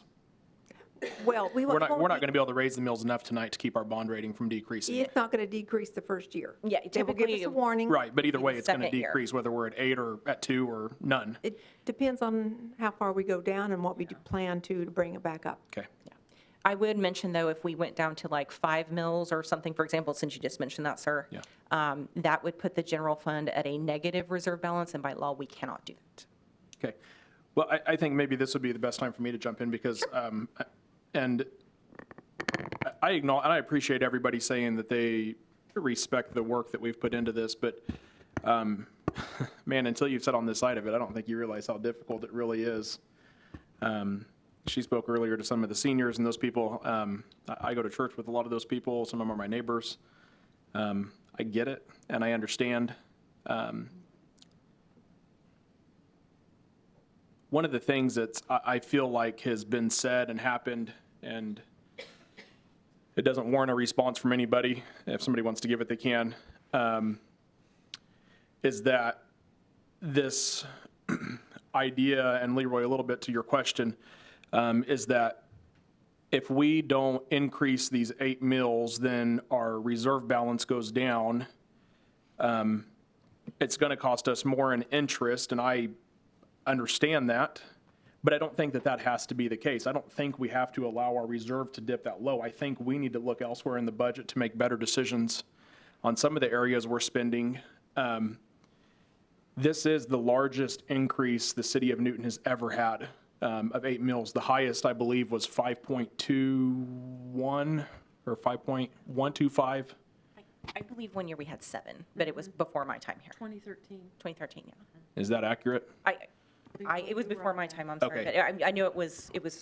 Okay, well, it's still the largest that the city of Newton has ever had. I'm not in favor of 8. I've made that pretty clear from the beginning. I wish we were lower. I do acknowledge that we were at 12 at one point, and we came down to 8. I do appreciate the staff's work. It's difficult in these conversations, but we have to have them public. We can't talk about these things behind closed doors. So I know for a fact that all of our conversation has happened here in the public. Rod presented to us tonight out in the public. First time any of us have seen that slide, or at least for me, first time I've seen the slideshow. It's great information. I agree with almost all of it. And then we have, on top of that, we have said in meetings that we can't talk about publicly as far as development stuff is concerned, and I understand that. But though I think, though, that I've always viewed this position, I was elected by, if I remember right, about 1,500, is that right, Rich? We were very close on our votes. Was it 1,500 or so citizens in this community, which for 20,000, that's really low. But I recognize, though, that there's still that many people that still voted for me and asked me to represent them. And what I've heard from people, and I apologize, I forget your name, but you said 2 to 3 mills. You know, you'd like to consider that. I've requested 5, and I've talked to people, most people say, we don't like 5 mills. And no one likes to pay more in taxes. No one has told me that, forget 8, you should go 16. But I think most people understand, though, that we need something. But most people feel like 8 is still too high. And Steve is my friend, so I'm going to use him. He said tonight, we eat lunch together sometimes. I talked to him the other night on the phone. He sent me an article to read. I appreciated that. I read through it. And what you said was that, is this our best? And I don't think it is. I don't. I really don't believe that. When we started this process, one of the things I said I wanted to do when I was the mayor is I wanted us to have conversation here at the bench, and I wanted us to have conversation until we were tired of having conversation about these kind of topics. And what I remember about our budget is that we had scheduled 2 4-hour meetings, and one of them was canceled for appropriate purposes. We had one commissioner with COVID, and another one I believe had a death in the family, and we needed to reschedule that meeting. Well, it never got rescheduled. And so when we met again for what was supposed to be our second 4-hour meeting, I think we met for about 3 hours that day. If I remember right around that, don't quote me on that exact time. I don't feel like we've done our best. I think we need to continue to work. And that's not to anybody of our staff, it's to us 5 here. I think we need to keep working on it. We've done what we needed to do for time requirements. We voted to exceed our revenue neutral rate. We've taken care of that part of it. We can keep talking. We can keep working on the budget. It's not like we have to hash this out tonight, I don't believe. By state law, do we? Yes. Well, Unfortunately, this is at the deadline. And if I may. I'm thankful I ate dinner before we came. Actually, we had 2 4-hour sessions, and we had a third one that was rescheduled, and we did reschedule it. So we actually had 3 different meetings, and We had one of them that we never had, Kelly. We had one of them that got canceled, and we never rescheduled it. We had the second one that was originally scheduled. We never redid the first one. We did 2 in May, and then we had 2 scheduled in June. Right, and those were the 2 one of those got canceled. Yes, that's what I mean. Yeah. Yeah, one of those got canceled. I just don't believe we've done everything that we should do. Do I have all the answers for it tonight? I mean, we'll figure them out, I guess, if we have to. I'll be a no vote. Maybe everybody else is a yes vote, and that's that. But I know that everybody in this room has felt inflation. But we're spending other people's money, other citizens' money in the community, and I think we can do better.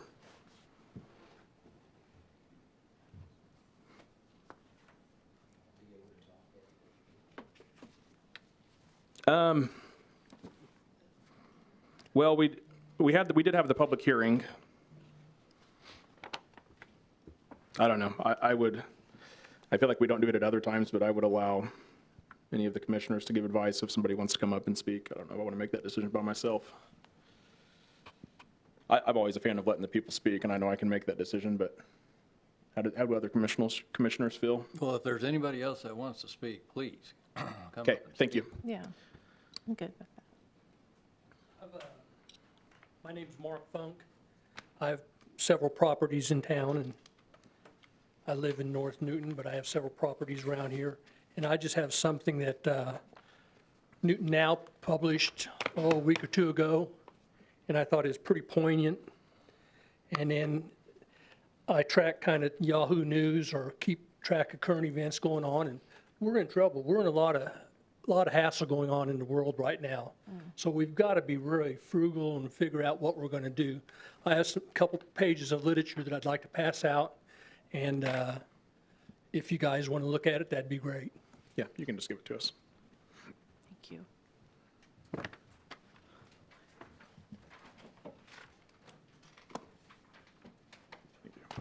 Commissioners, The editorial board at Newton Now did a very good article.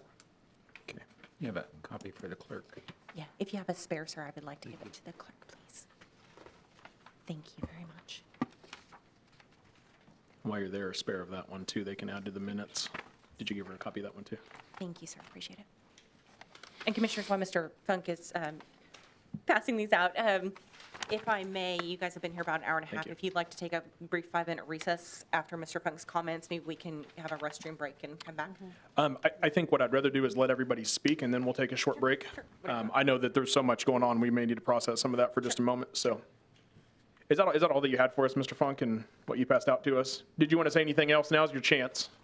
I'm not a public speaker. Okay. But I do have opinions. Okay. And I just soon voice, let this do the talking for me. Okay, we'll take a moment, maybe at our recess, we can review it. Does anybody else want to come up and speak, or you in the back are welcome to come up? I'm not a public speaker as well. Just state your name and address for us, if you would. That's what we need. Kurt Lawrence, 412 West Broadway. And, Thank you. I visited with Commissioner Kreie over the, and really good information that you gave me. And I'm not very versed in all the technicalities of all this, but I felt like that, and then listening to all of you and the report, that, I mean, everything was really well thought out, I felt, and until Mayor McBroom brought up your concerns, and then that this had to be decided tonight. And it's felt like there was still a lot of indecision. And that, I felt like I really had real confidence in the whole, how all this had gone about. But then when I just felt like, uh-oh, you know, and there's indecision here, but it had to still be voted on tonight. And how could that have come to that point where things were still up in the air? And that's all I had. Sure.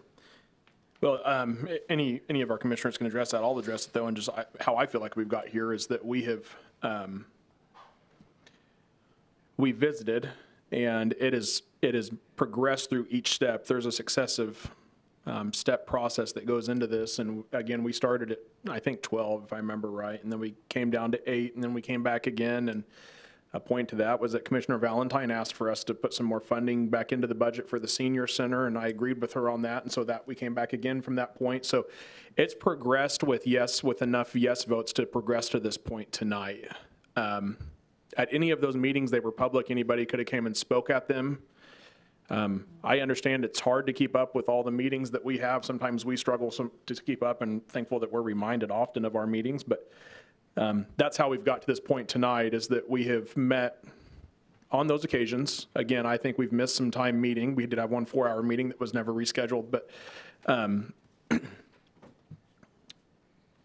it's progressively moved through this progress of taking some things out of the budget, working some numbers, coming back to us, and getting to the point tonight where it's either we approve it or we go back to the drawing board this evening. So does that answer your question? Come back up and speak if you would, just because there are people watching online that won't be able to hear you back there.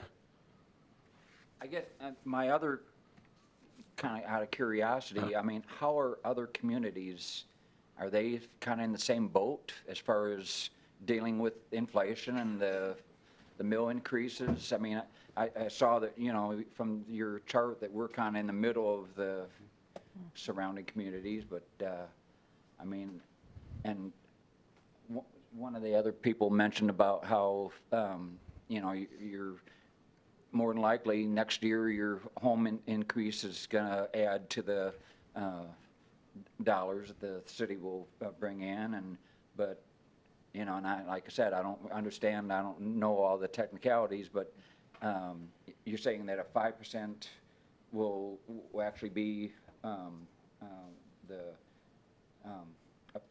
5 mil would bring us below that 5%. Oh, you're talking about the reserve fund balance? Right. Yes, sir. Yes, it would put us. I think even 6 mils technically puts us at like 1% reserve balance instead of the 15 we're supposed to maintain. Is that how? I mean, in past years, we've been able to keep it at pretty well the same mill. Yes, sir. Is it all just because of the inflation? That's part of it, and part of it is we were just doing less but less. We've put off for deferred maintenance, we've frozen positions, we haven't hired not just additional staff, but like we froze open positions and didn't hire existing staff. And we're to a point where all those things over the period of 4 or 5 years have caught up to us, frankly. It's not just inflation, although that is definitely a significant piece of it for us. Great questions, thank you. I trust all of you to, you're good men and women. And I think to your point is accurate, but I also want to add to my point on that is to say that reserve balance drops if we don't cut our spending somewhere else. When I hear that the city employees only get a 2% COLA, I mean, I'm retired now and I'm hearing, great news that Social Security is going to get like about a 9% COLA, and I'm at 2%. It's not much, you're right. Yeah, but that'll be eaten up.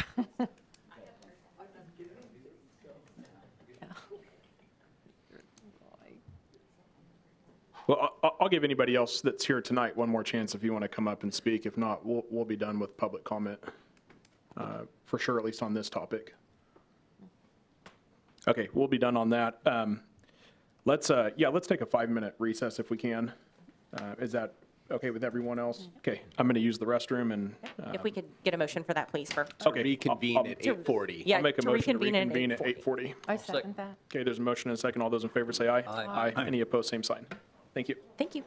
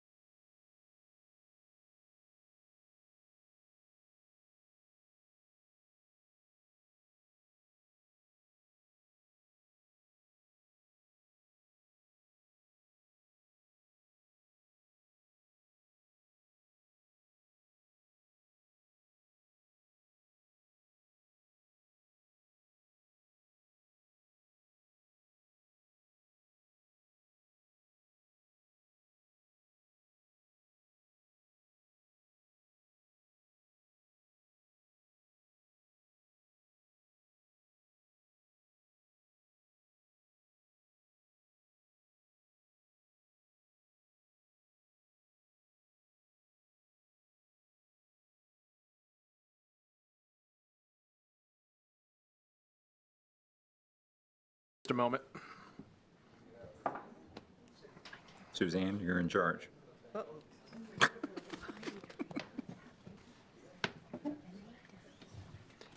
Before you leave tonight, Suzanne, I have a question for you too on,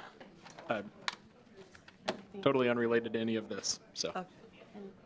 I think I know the answer, but I said I would ask.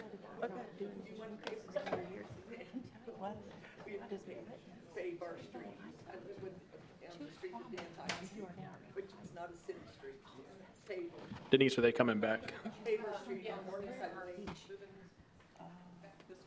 Okay. I know where you mean. Oh, sure, okay.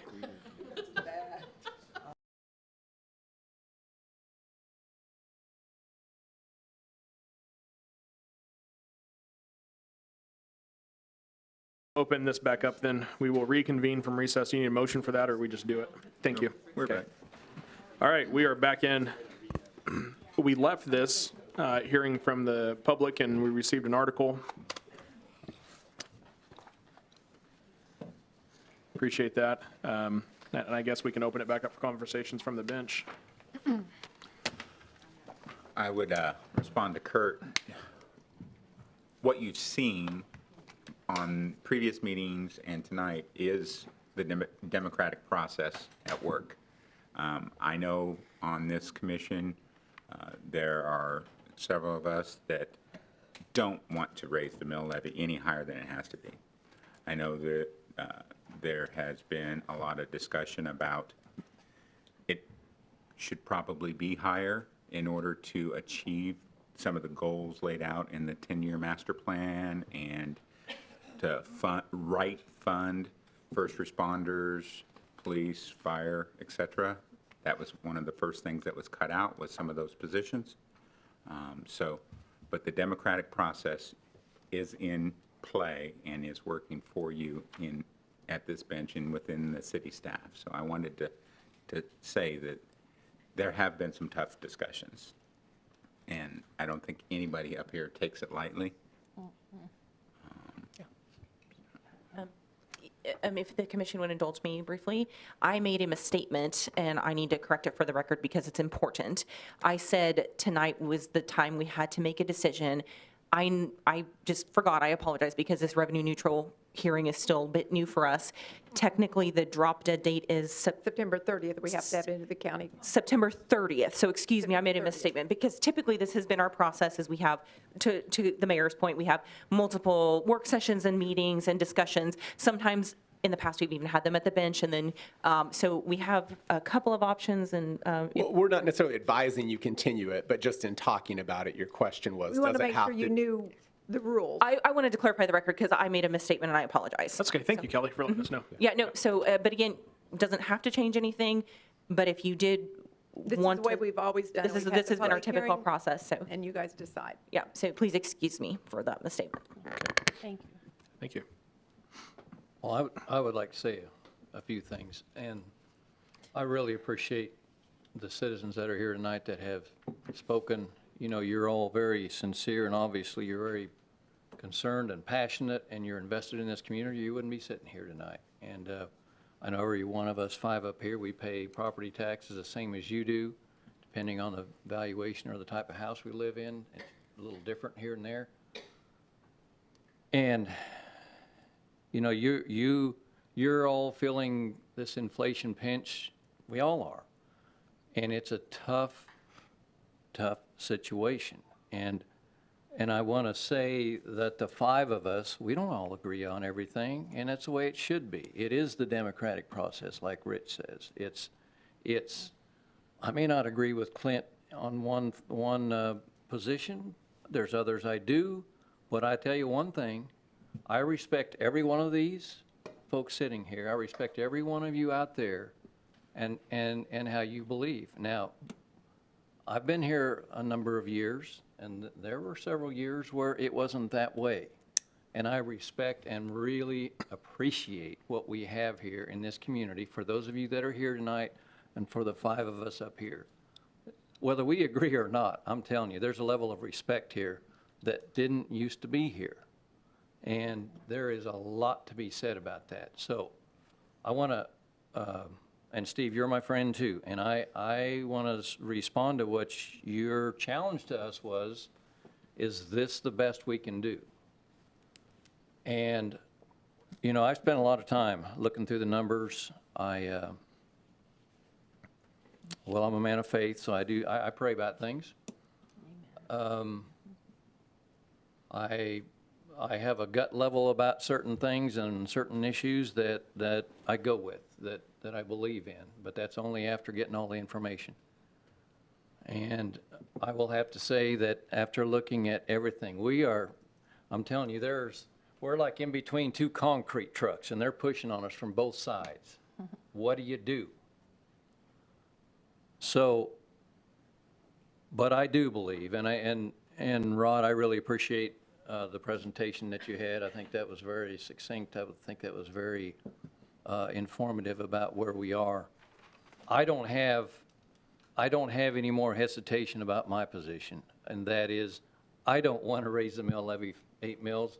I was here for the 4 years that we kept it level, and I was very intentional with that, but I knew as we were doing that, it's kind of like kicking the can down the road. We were doing some of that. And, you know, in retrospect, maybe that wasn't the best thing to do, but that's what I believed at that time. And I firmly believe tonight that this is about the most neutral position that we can take, is raising it 8 mills, and I'm gonna vote for that.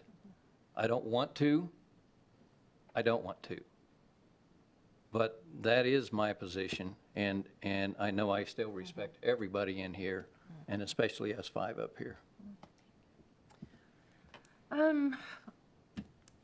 I do want to say thank you to Rod for what you presented, and I do appreciate that we can have differences of opinions.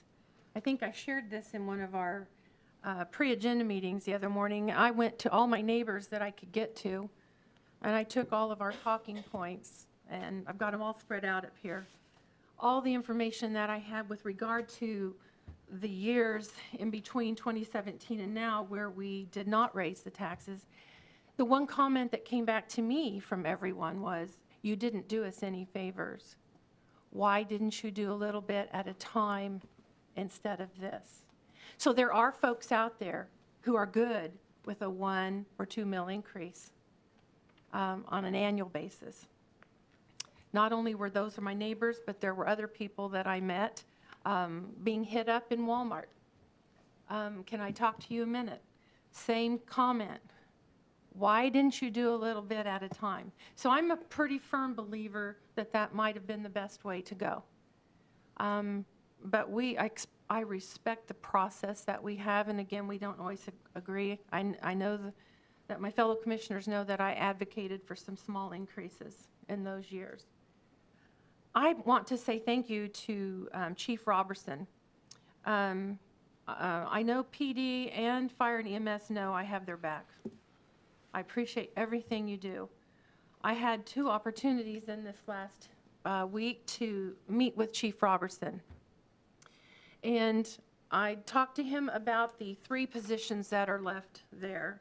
I wanted to hear from him on why he needs them. And he knows where I'm at. We made that very clear. He knows where I'm at with them.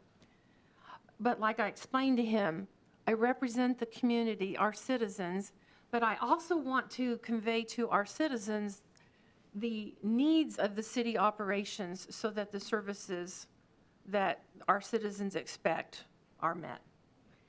And I appreciated our conversations. He explained to me, and he has explained some of this to us in whole, but we took some extra time. He explained to me about our calls, where we're at with our calls right now over last year. I don't want to be one of those folks that may have to wait 7 or 8 minutes because they can't get to a call, because they have staff going here, here, and here. I don't want to be one of those. I was aghast at some of the cost that he shared with me, and I'm not going to have this accurate because I wasn't writing it down when you told me, but in outfitting a new hire, I believe you told me that was somewhere around $100,000 in 2017, and we are now looking roughly, I think you said somewhere around $114,000 thousand, and that's give or take. It was about 10,000 in 2017 is 14,000. Oh, well, I thought you said, okay. If it's helpful, ma'am, it's on the Yeah. screen here if you want to reference it, sorry. Okay, I'm wrong Yeah, on that. no, I think you're talking about vehicles. Okay, well, and Yeah, we did talk about that, so I may have that mixed up. That is something that can't be controlled, I guess, unless we just want to send a firefighter EMT out without the equipment in his T-shirt and his blue jeans. No, we can't do that. So I appreciated his time. I also appreciated the information that came to us from Chief Dunleavy with regard to the cost, the escalation in costs that you are experiencing. I found it just unimaginable for me because I certainly don't know a lot of that, but your radios / chargers in 2015, 2016 in that era, you were paying roughly $500 to $800. You are now, and that was for one, you are now having to pay $5,165. We don't have control over some of these things, and so these are just some of the things that are part of that. When I thought about the 4 years that we did not do any tax increases, the reason why we got by is, again, because we froze positions, we didn't hire when we needed to. I was really appreciative of this here where they negotiated the health insurance increases, your annual increases. You were able to negotiate those down. Instead of 10 to 15% annual, you were able to negotiate those down to keep at an average cost of 5%. That's not an easy thing to do.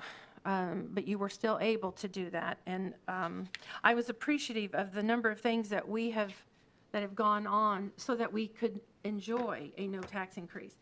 I got my statement too, and I know Commissioner Kreie, you referred to just the city portion of that, but I sat down and did this because you add all the taxing entities in this, and you take that and you do your assessed valuation divided by 1,000 times. And our payment is going to go up roughly $18 a month. Now, that might not sound like a lot to some people, but I can tell you, for us, now having gone to the proverbial fixed income, that's going to have an impact because everything else has had an impact. But the city's not exempt from that. They have this too. They have these things, these expenses that have gone up, and I understand that. So after having spoken to Chief Robertson, because his item is probably the biggest ticket item on here, and I'm not saying that disrespectfully, sir. It just happens to be. And I, just because I sat down and had him show me the cost, had him talk to me about this, I want to leave it where it's at, and therefore that leaves it at the 8 mills. And it is hard, because that's going to impact my taxes too. And we tried to do some different things with ours, and this will just eliminate some of the decisions that we've been making. We'll have to just adjust to that. And so I know that the city, there are needs here too, so that we can continue to receive the services. And I'm really big on making sure that our fire and EMS and our PD are staffed so that we have those services. I've always said, if there were no other amenities in the city, safety is now an amenity. People look at communities to see, is this going to be a safe place? What are the ratings on PD and fire and EMS?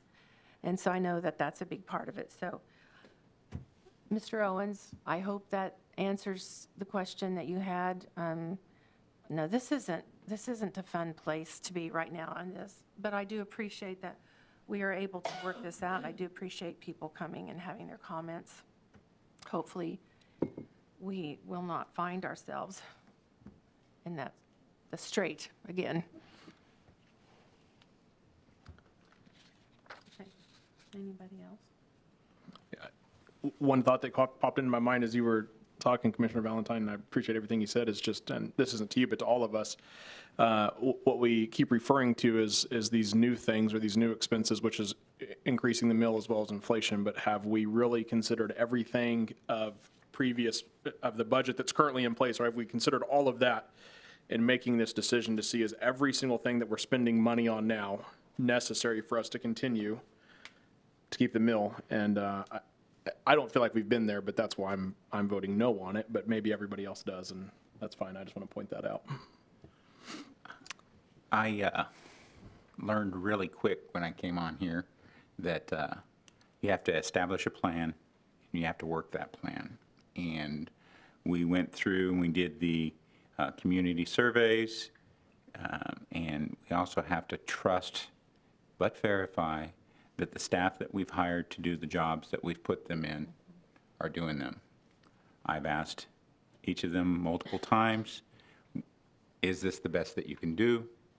I've sharp shot them a couple of times and had to go back and apologize for probably asking the same question multiple times, multiple ways, which almost borderline was rude. So, but I needed to ask those questions to make sure I wasn't getting a canned answer, and that I was actually getting an answer that I could use to base my decision.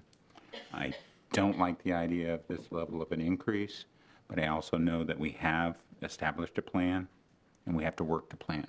The worst thing that we could do is have that plan change every year, become indecisive, and without direction. So I know how I'm going to vote. I've already talked my share, probably, but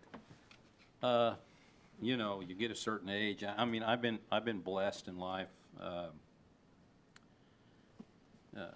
to know lots of people. I've been real active, and you know, I don't know if you guys know, but I was a CPA in public practice, and I did a lot of work in the municipal area. I've even done some consulting with cities. I'm a certified number nerd. You know, I'd rather play with an Excel spreadsheet than watch Law and Order on TV. And probably of the five of us commissioners, I probably spend more time with city staff from a financial standpoint than they do. Plus being blessed with the experience that I have working with numbers, working with budgets, you know, developing my own projects,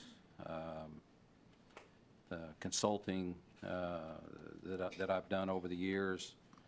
I'm able to look at this from the number nerd standpoint, and I think I've already expressed, you know, my opinion on where we're at. I have, like Rich said, trust and verify. I have complete confidence in our staff. I think they've done a wonderful job handling our needs and getting us the information that we need to make a good decision. The benevolent side of me, I came from a family that didn't have any money. When my dad died, I got to help move my mom out of her house because I don't know if you know this, but when two people that have Social Security and no retirement income, when one of them dies, then the remaining spouse gets the higher of whatever her spouse's Social Security was or her Social Security. So effectively, she took a $900 a month pay cut, which she was too proud to let me help her stay in the house. So I got to help her move somewhere where there was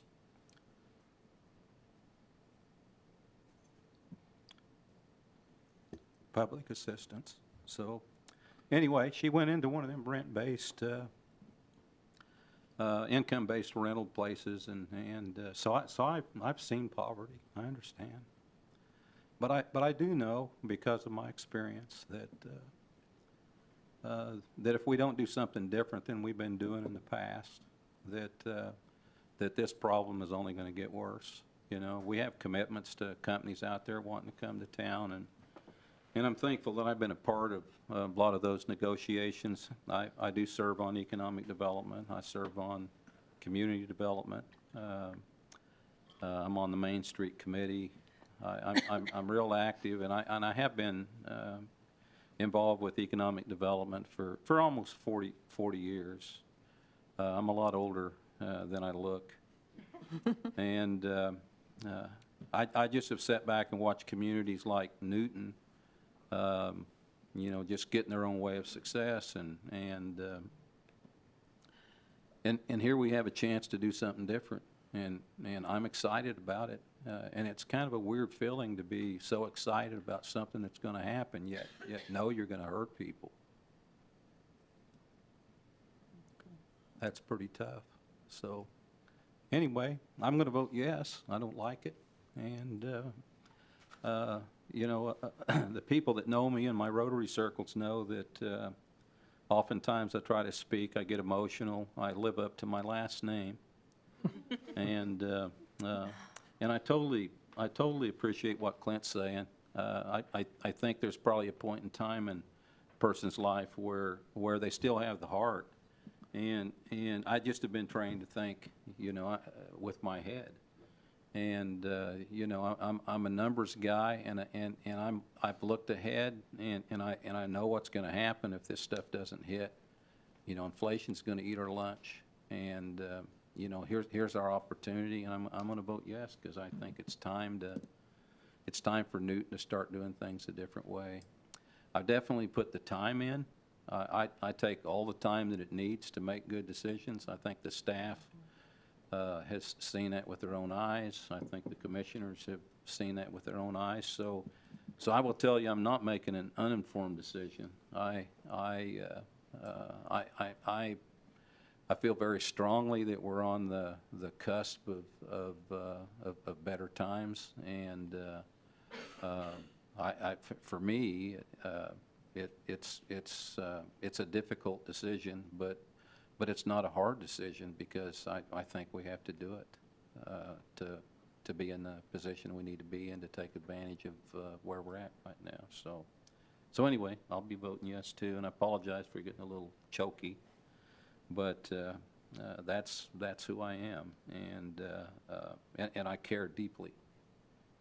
I've even been on Pam's chamber board and very active there. Had a meeting today with some stuff that we're working on. So anyway, I love Newton, and that's why I got involved. My dad told me if you're going to complain about something, then just shut up unless you want to get involved and change it, and that's what I'm trying my best to do.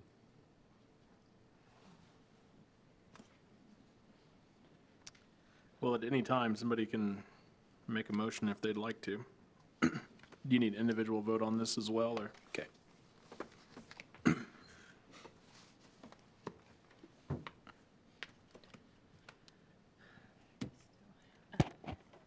If I may, Donna or Chris, what would the motion need to be in this particular one? Because it's a little bit different, not the revenue. It's not, this is, remember, about the dollars, not the. This is just the, approve the budget as presented and publicized in the paper. If you're so inclined.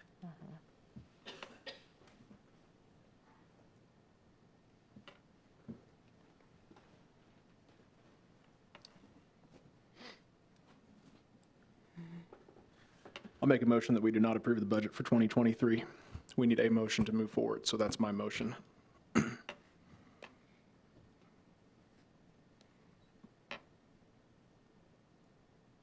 do we proceed if there's not a second? Fail for lack of a second. Fail for lack of a second. Okay. So we need another motion. So I will move that we, what was the verbiage that you used? Approve the 2023 budget as presented in the paper. That's the motion that I will make.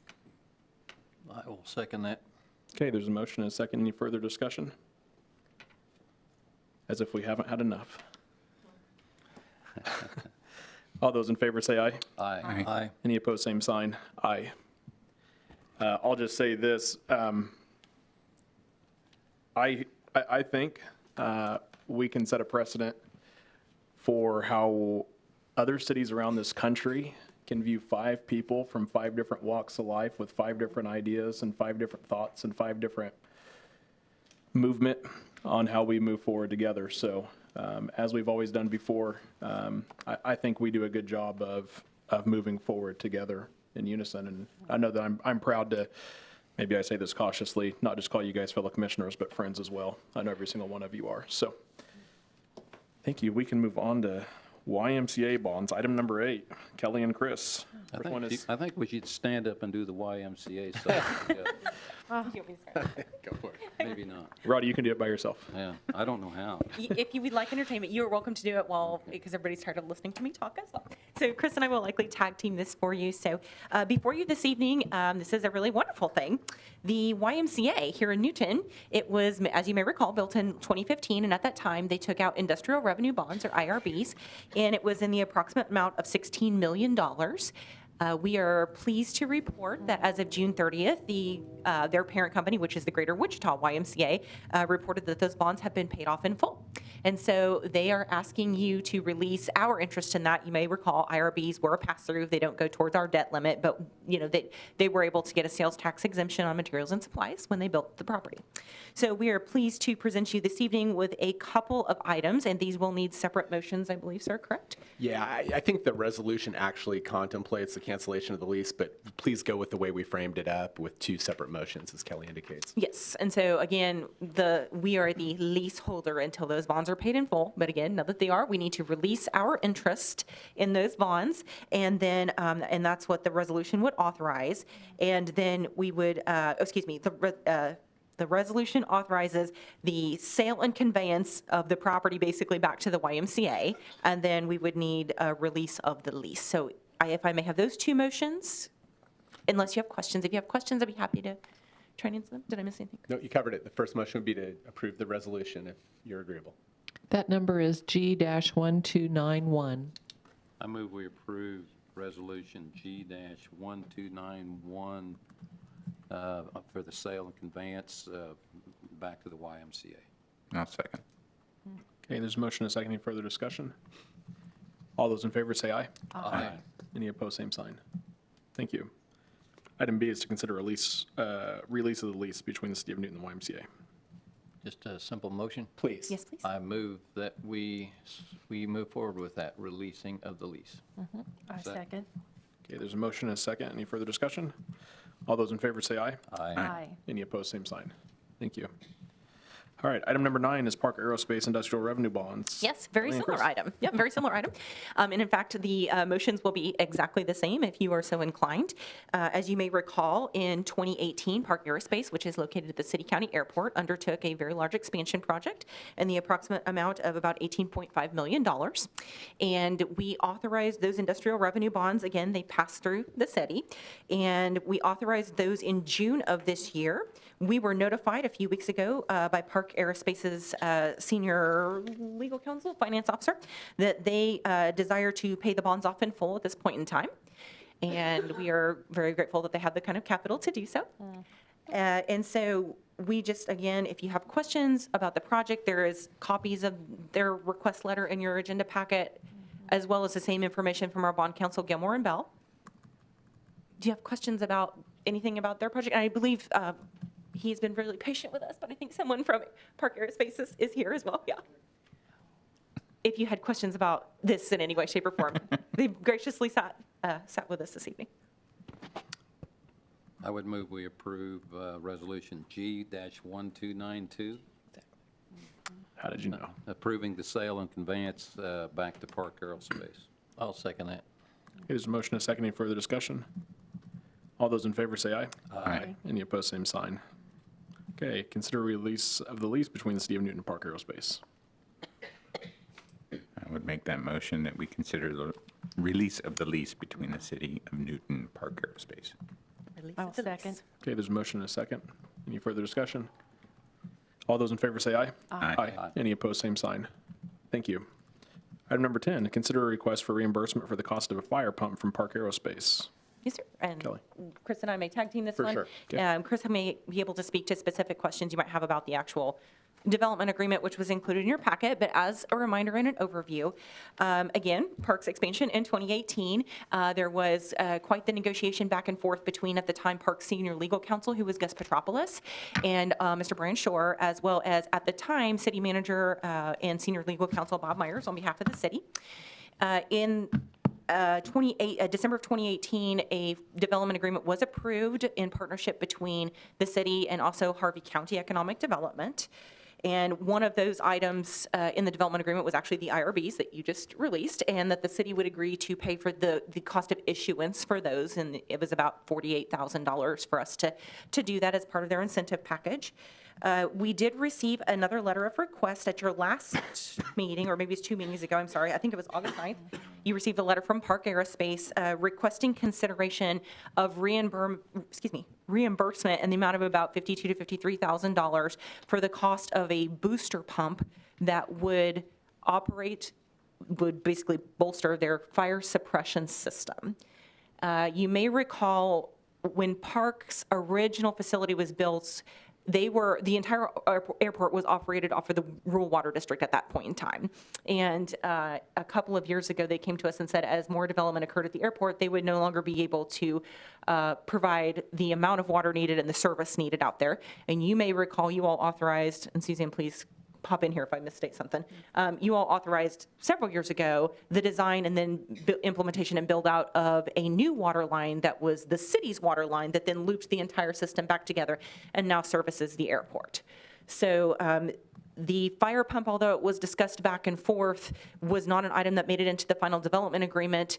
We have fulfilled all the other items in the development agreement at this time, but Chris and I as staff were not authorized to pay for something that was not included in the agreement. Therefore, they made this formal request to you all for consideration of reimbursement for that. Did I miss anything? That's right. Okay. I know it's kind of 30,000-foot high-level view. I know we've talked about this a couple times in the past, and it's been in your, like I said, the development agreement is in your agenda packet as well as a more detailed report. If you were interested, or for anybody that might be watching at home or looking at the agenda packet, the total paid out for incentives between the city and the county, whether it was through the IRB cost of issuance, tax abatements, we agreed to pay for a drive entrance and that kind of thing, it was about $900,000 total in incentives. And if Parks representation is here, you are more than welcome to speak and help if you'd like. If not, that's okay too. Or if the commission has questions for us or for the park representatives, we would be. I don't think we need to say anything unless there's questions that need to be answered. Okay, thank you, sir.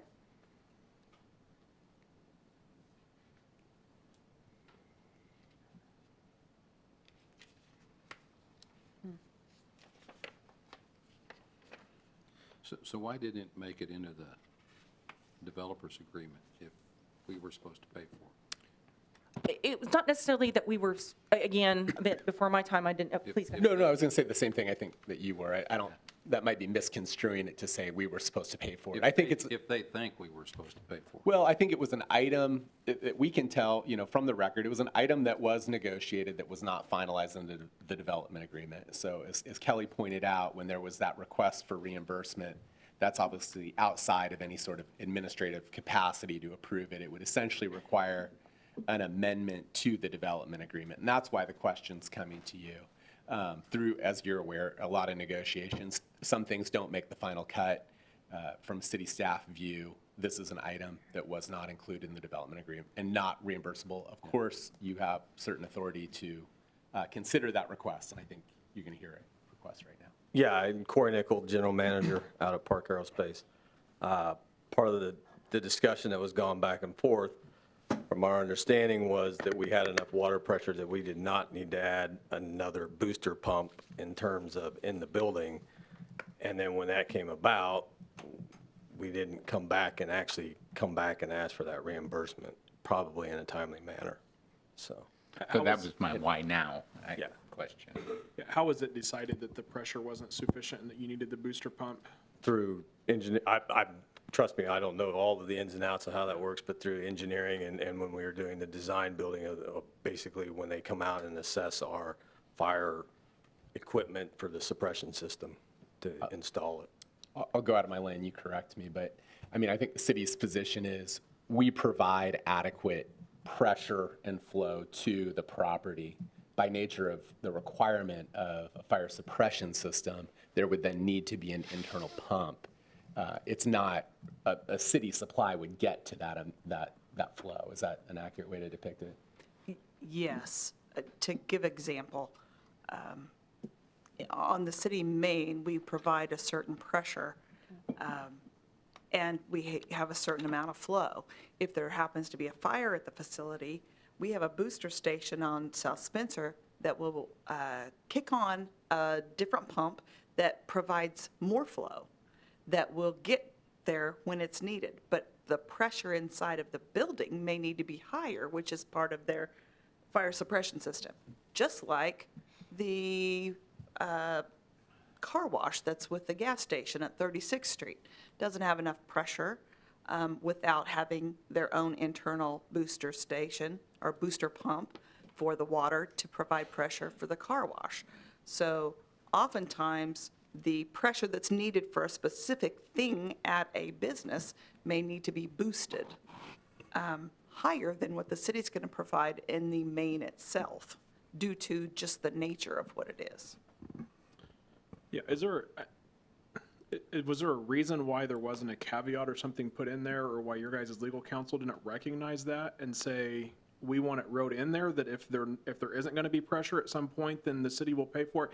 And I'm struggling with that part of it, because I feel like and I wasn't on then, so I can't, I mean, I'm representing the city now, so, don't shoot the guy that sits in the seat today, but I mean, I guess I kind of feel like that's your guys' responsibility to then look at it and say, wait a minute, this isn't mentioned in here, and whoever guaranteed that or promised that or whatever, my best understanding is they're not even with the city anymore. So now it's still the city, right? And we still represent and want to be faithful to what maybe promises were made in the past. But I feel like that's partially your guys' responsibility to make sure that was added in there, not necessarily ours. And why that caveat wasn't put in there, that if pressure couldn't be this percent or this amount or whatever, however that's supposed to be worded, should have been added on there with your guys' legal counsel, not necessarily for us to add that. Do you have anything to add? And it was signed at some time to accept the way it was written, so help me understand that piece of it. That's what I'm missing. Okay. I'm Amy Cornarens. I'm the general counsel, but this was done under prior general counsel, Gus Petropoulos. And my understanding is that our folks, and again, I'm recreating history from what I understand, is that Bob Myers made assurance in writing to us that the pressure was adequate.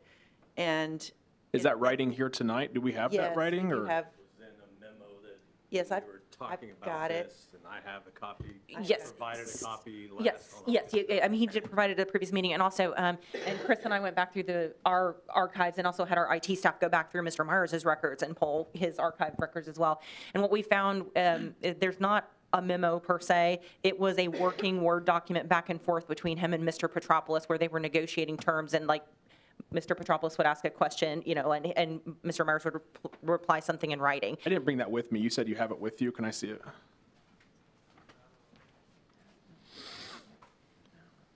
I promise I won't destroy the copy while I hold it, so that's okay.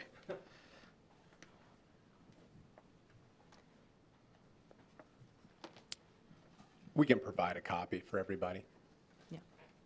My apologies. I know we had it before, and we already had a fairly lengthy agenda packet, so I was trying to be a little succinct. We're probably on the same page, I think, with Park in that it definitely was discussed, and there was that conveyance that adequate water pressure would be provided, and I guess I would stand by the fact that it still is. Clearly not I don't view it as a gotcha moment of it was agreed to and just an omission, although that may be how it's seen. I don't want it to be like that. That's not how we operate. I see it as an item that was negotiated and did not work into the final agreement. I think you'll see language that says we'll explore that or we'll talk about that. So that's city staff position. And I think our position would be there was a mistake, a good faith mistake that Mr. Myers made, maybe didn't have the right information or all the inputs needed to make that assurance.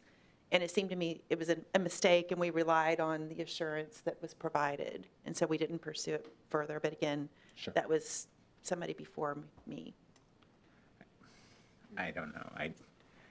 I've been involved in projects that had fire suppression before, and I'm not an engineer, but I know you can't pressure a city line to the point to where most fire suppression systems work, or you'll blow it up. I mean, you know, I don't know. Is that true? Again, I think the comment, as I understood it, that was made, again, we had two attorneys that were talking back and forth, and the discussion occurred because the pressure at the time of the original Park Aerospace building came into play. The rural water district was providing water, but they received the water from the city of Newton. And at that time, pressure was not great on our main, on the city main. And then since that time, Park built one facility, then they went to the second facility, and this was the agreement for the second facility. And the city was now having the water main that was going to supply the water to the airport being constructed. And the discussion would have been that, yes, the pressure is going to be better than the main itself was previous, when the city was providing the water via the rural water district to the airport. Now, could the city provide the pressure that would be needed for the fire suppression system inside the building? I would say no. Fire chief might be able to respond to that, but they even have to pressure up the water when they receive it from the hydrant to be able to fight a fire. And if we have pressures running high enough, and I don't know what their system called for, we could, our lines could be in jeopardy because we don't want those pressures to be that high, remembering that the pressure that's occurring in the line is coming from the tower, that we have water in the tower, and then it's running through the distribution system. And so when you're closer to the tower, you have to kind of balance that for where you're at, which is why I mentioned 36th Street and knowing that the car wash does have to have pressure to be able to wash cars. Now, I don't know the engineering specifically for the fire suppression system at Park Aerospace, because these are specialized folks that do fire suppression systems only. And that's who I would defer to, rather than deferring to emails going back and forth. What was the original engineering plan for that facility? The other side of this is we put an original fire pump, and I'm not an engineer. I'm not a fire, when they come out and inspect it. We put in a fire pump. We had to take that fire pump out and put a larger fire pump.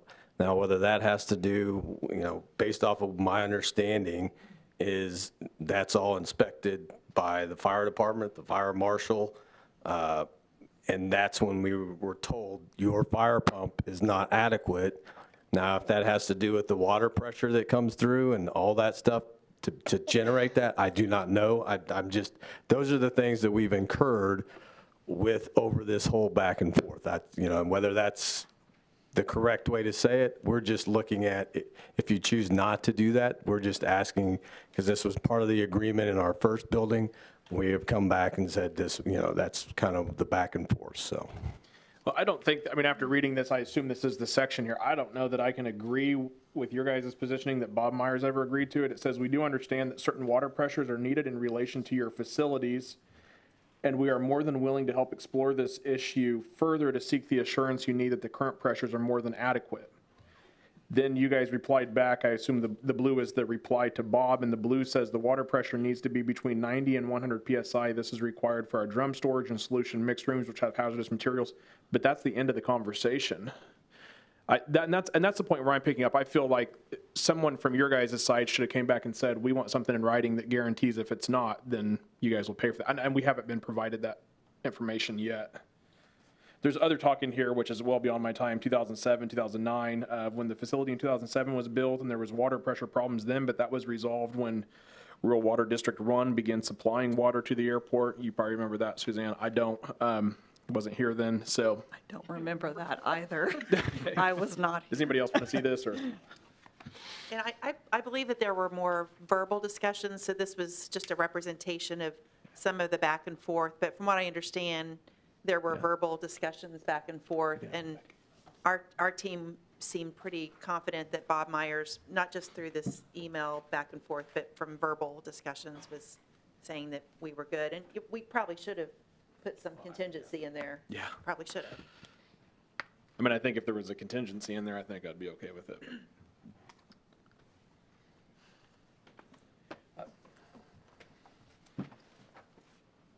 Yeah, it's an unfortunate situation because we want you in our community. We appreciate what you guys do out there in this new building that you've built. It's like, man, that's, you are the kind of community partner that we want.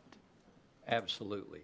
I also am a guy who, when it's written in a development agreement or a contractual agreement of some kind, it's a no-brainer.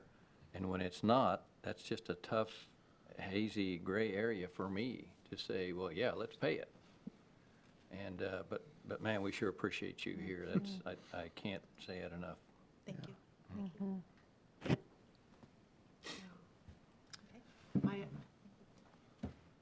I agree, I guess, I think, and I feel like Leroy does, we appreciate you in the community.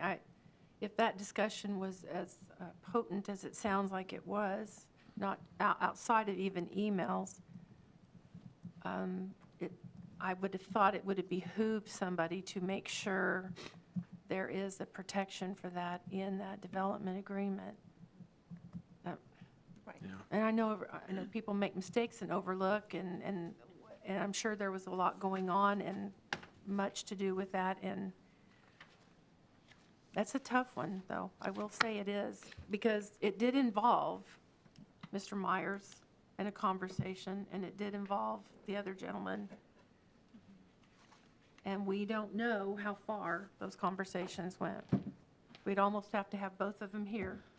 But again, it goes back to, if the conversations were as potent as it sounds like they were, then it would have behooved someone to make sure we get an element of protection in that agreement somehow, some way. Thank you. Well, the value of the expansion doesn't fall on deaf ears to anybody in this room or in our community. You're valued here and everything. I just think that you sat through graciously the conversations that we had with regard to our city budget and everything, and I think that we would be remiss if we were to consider this request. All right, thank you. Thank you. I believe we'll need a motion one way or the other, is that right? I mean, we can't. That would be the best way to tie up the item, yes. Yeah. Either to approve or deny the request. I'll make a motion that we deny the request. I'll second. Okay, there's a motion and a second. Any further discussion? All those in favor say aye. Aye. Any opposed, same sign. Thank you. All right, item number 11, Autumn Glen 3rd Edition, paving Phase 1. Suzanne. Yes, Commissioners, on May 24th, the commission received a petition for paving improvements. This included the entry road, and I don't know, yeah, we do have a map in the packet. And all of the roads that you see there shown in orange and green, this would be located on the east side of South Kansas, north of the Autumn Glen Pond, south of 26th Street, which is immediately adjacent to Fire Station 3. Okay, just to get you in the right spot. So you received the petition, and and at that time, the developer had requested assistance to pave the entryway into the addition because it has such a long neck and goes far in off of South Kansas. And because one of the priorities that you have laid out is to increase the number of rooftops in our community, this development would open up 29 residential lots once the paving is completed. The water and sewer that serves these residential lots, there's 3 commercial lots along Kansas there that was in the benefit district.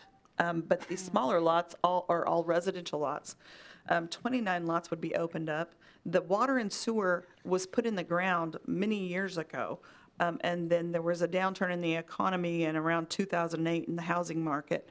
And so the water and sewer have been in the ground but being unused. So this is what we would consider low-hanging fruit for increasing the number of buildable lots in the community if the paving was completed.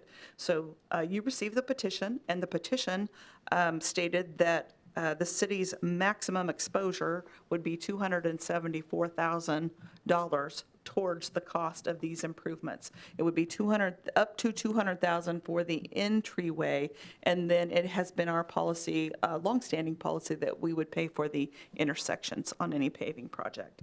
And so today we have the plans and the specifications ready to put the project out to bid, and we would ask that you would approve the plans and specifications, approve the funding resolution, and then set the date and time to receive the bids as September 20th at 11 a.m. And we would need you to do that in 3 separate motions, please. I move that we receive the plans and specifications for the paving and drainage to serve Autumn Glen 3rd Edition. I second. There's a motion and a second. Any further discussion? All those in favor say aye. Aye. Any opposed, same sign. Okay, that motion carries. Item B is to consider a resolution finding advisable and authorizing the improvements. That resolution number is I-1200. I move we approve resolution I-1200. I'll second. Okay, there's a motion and a second. Any further discussion? All those in favor say aye. Aye. Any opposed, same sign. Thank you. And item C is a set date and time to receive bids. Can you give us those date and times again, Suzanne? September 20th at 11 a.m. Okay. That's what I had down, but I couldn't remember what the 11 part was. Thank you. I move that we set that date and time for September 20th at 11 a.m. Second. Okay, there's a motion and a second. Any further discussion? All those in favor say aye. Aye. Any opposed, same sign. Thank you. Item number 12, consider a First Amendment to purchase agreement for Building V to extend the scheduled closing date. And Mayor, I would just ask that we table this item. We received word that the buyer needs a little bit of additional time to work through a financing component. We'll have a better idea on the timeline next week, so rather than do an extension and possibly another extension, we thought we'd just bring it back to you. So we've just asked you to table it indefinitely. Okay, I'll make a motion that we table this item. Okay, there's a motion and a second. Any further discussion? All those in favor say aye. Aye. Any opposed, same sign. Thank you. All right, we are going to welcome Pam Stevens, who receives the Longevity Award. Perseverance Award. Boy, did I get my evening You full. picked the night to come and speak to us. Mayor and Commissioners, it's my pleasure to come tonight to invite you to come downtown. We're going to end on a good note. Part of our contract with the city on Main Street program is we will be having college night Thursday night. So if you want to come downtown between 9:30 and 11, so please be aware. We could have 200 to 300 college kids downtown. We invite Heston College, Bethel College, Tabor, and Hutch Community College.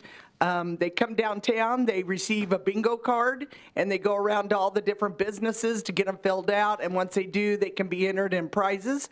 The first 100 are getting bags full of all kinds of goodies. So if you want to come see all that, my office is full at this point with all kinds of things that are going to go in their bags, candy, goodies, all kinds of stuff. So tomorrow we'll stuff those, and then Thursday night we'll welcome them downtown. And this event has really gone quite well. It's fun to see the college kids experience our downtown.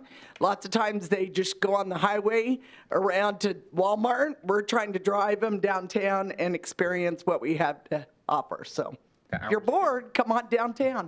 Hours again? At 9:30 to 11 PM. That's my bedtime. Yeah. Man, they would just be starting right now. It's It's 9:30. early. We used to do it till midnight, and then we kind of decided to move it up. So, but it's a lot of fun. They're good kids, but they are kind of all over the street. So please be prepared. Pam, thank you for coming and sitting through all that to present to us. Very good. Thank you. All right, we'll take a moment to go around. Start with Vice Mayor Kane. Okay. Commissioner Sinnott? I know Kansas is all messed up with that construction, but there's a lot of other really nice-looking roads with nice-looking lines on them in town, so kudos to streets. Yeah. Commissioner Kreie? Thank you. Kelly? No, sir. Chris? Suzanne? One thing I would ask you to put on your calendars, if you could, we have talked off and on over the last few years about the fact that the wholesale water district is perfecting wells. And we're hoping that that comes to an end and they will be perfected at the end of this year. All 4 of the member cities of the wholesale water district, which is Newton, North Newton, Halsted, and Sedgwick, the Wholesale Water District Board has been working on a member city agreement that is to be put in place for post-perfection, meaning after the wells have been perfected. We want to get all of the governing bodies together and tell the whole story to you all at once, and we'll provide you with the agreement that the Wholesale Water District approved last week to be presented to the governing bodies. The tentative date is November 3rd at 7 p.m. Was it Meridian, wasn't it? Actually, we're going to move it to Fire Station 3 because the Meridian Center is busy. Okay, Fire Station 3. And this would be something that even if not everyone can be there, we just need a quorum from each of the governing bodies. So we'd really appreciate it if you can be there. That'd be fantastic, but we just need a minimum of 3 of you to be present. At 7 o'clock? Yes, sir. Thank you. And also, I know I said no, sir. Sorry. No, go ahead. Yeah, Suzanne reminded me that you may recall we were trying to schedule a work session with the school board. The tentative date we had picked is not going to work out. We couldn't get a quorum established on one side or the other. So I'm looking for some other dates and times. So I will get a message to you all to please check certain dates and times so we can provide some options. What was the date that you had originally told I us? believe it was September 20th or 24th, I believe. I think it was the Okay, I just, that week, I need to know so I can take it off my calendar. Yes, yes, or I'll please take it off forget the by calendar. then that Yes, we had a meeting. yes, so. and I will work with Mr. Van Rankin and you all Thank to you. get another date established. Thank you. Donna. Commissioner Valentine.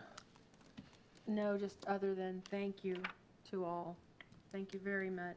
First responders, appreciate you. Our staff, all of the work. Just, I'm glad tonight is over. Thank you. It's not over yet. I still get a chance to Well. speak. No, but yeah, I'll agree with that. I'm glad it's coming to an end. Just say again, I want to say what I said earlier. I think that we are an example for a lot of people to see that 5 people can come together, disagree on something, but still move forward together as a team. So I appreciate you all and thankful that we get to serve on this team together during this time for Newton. I think we're the right people for the job right now. So to all of you. With that, meeting adjourned for this evening.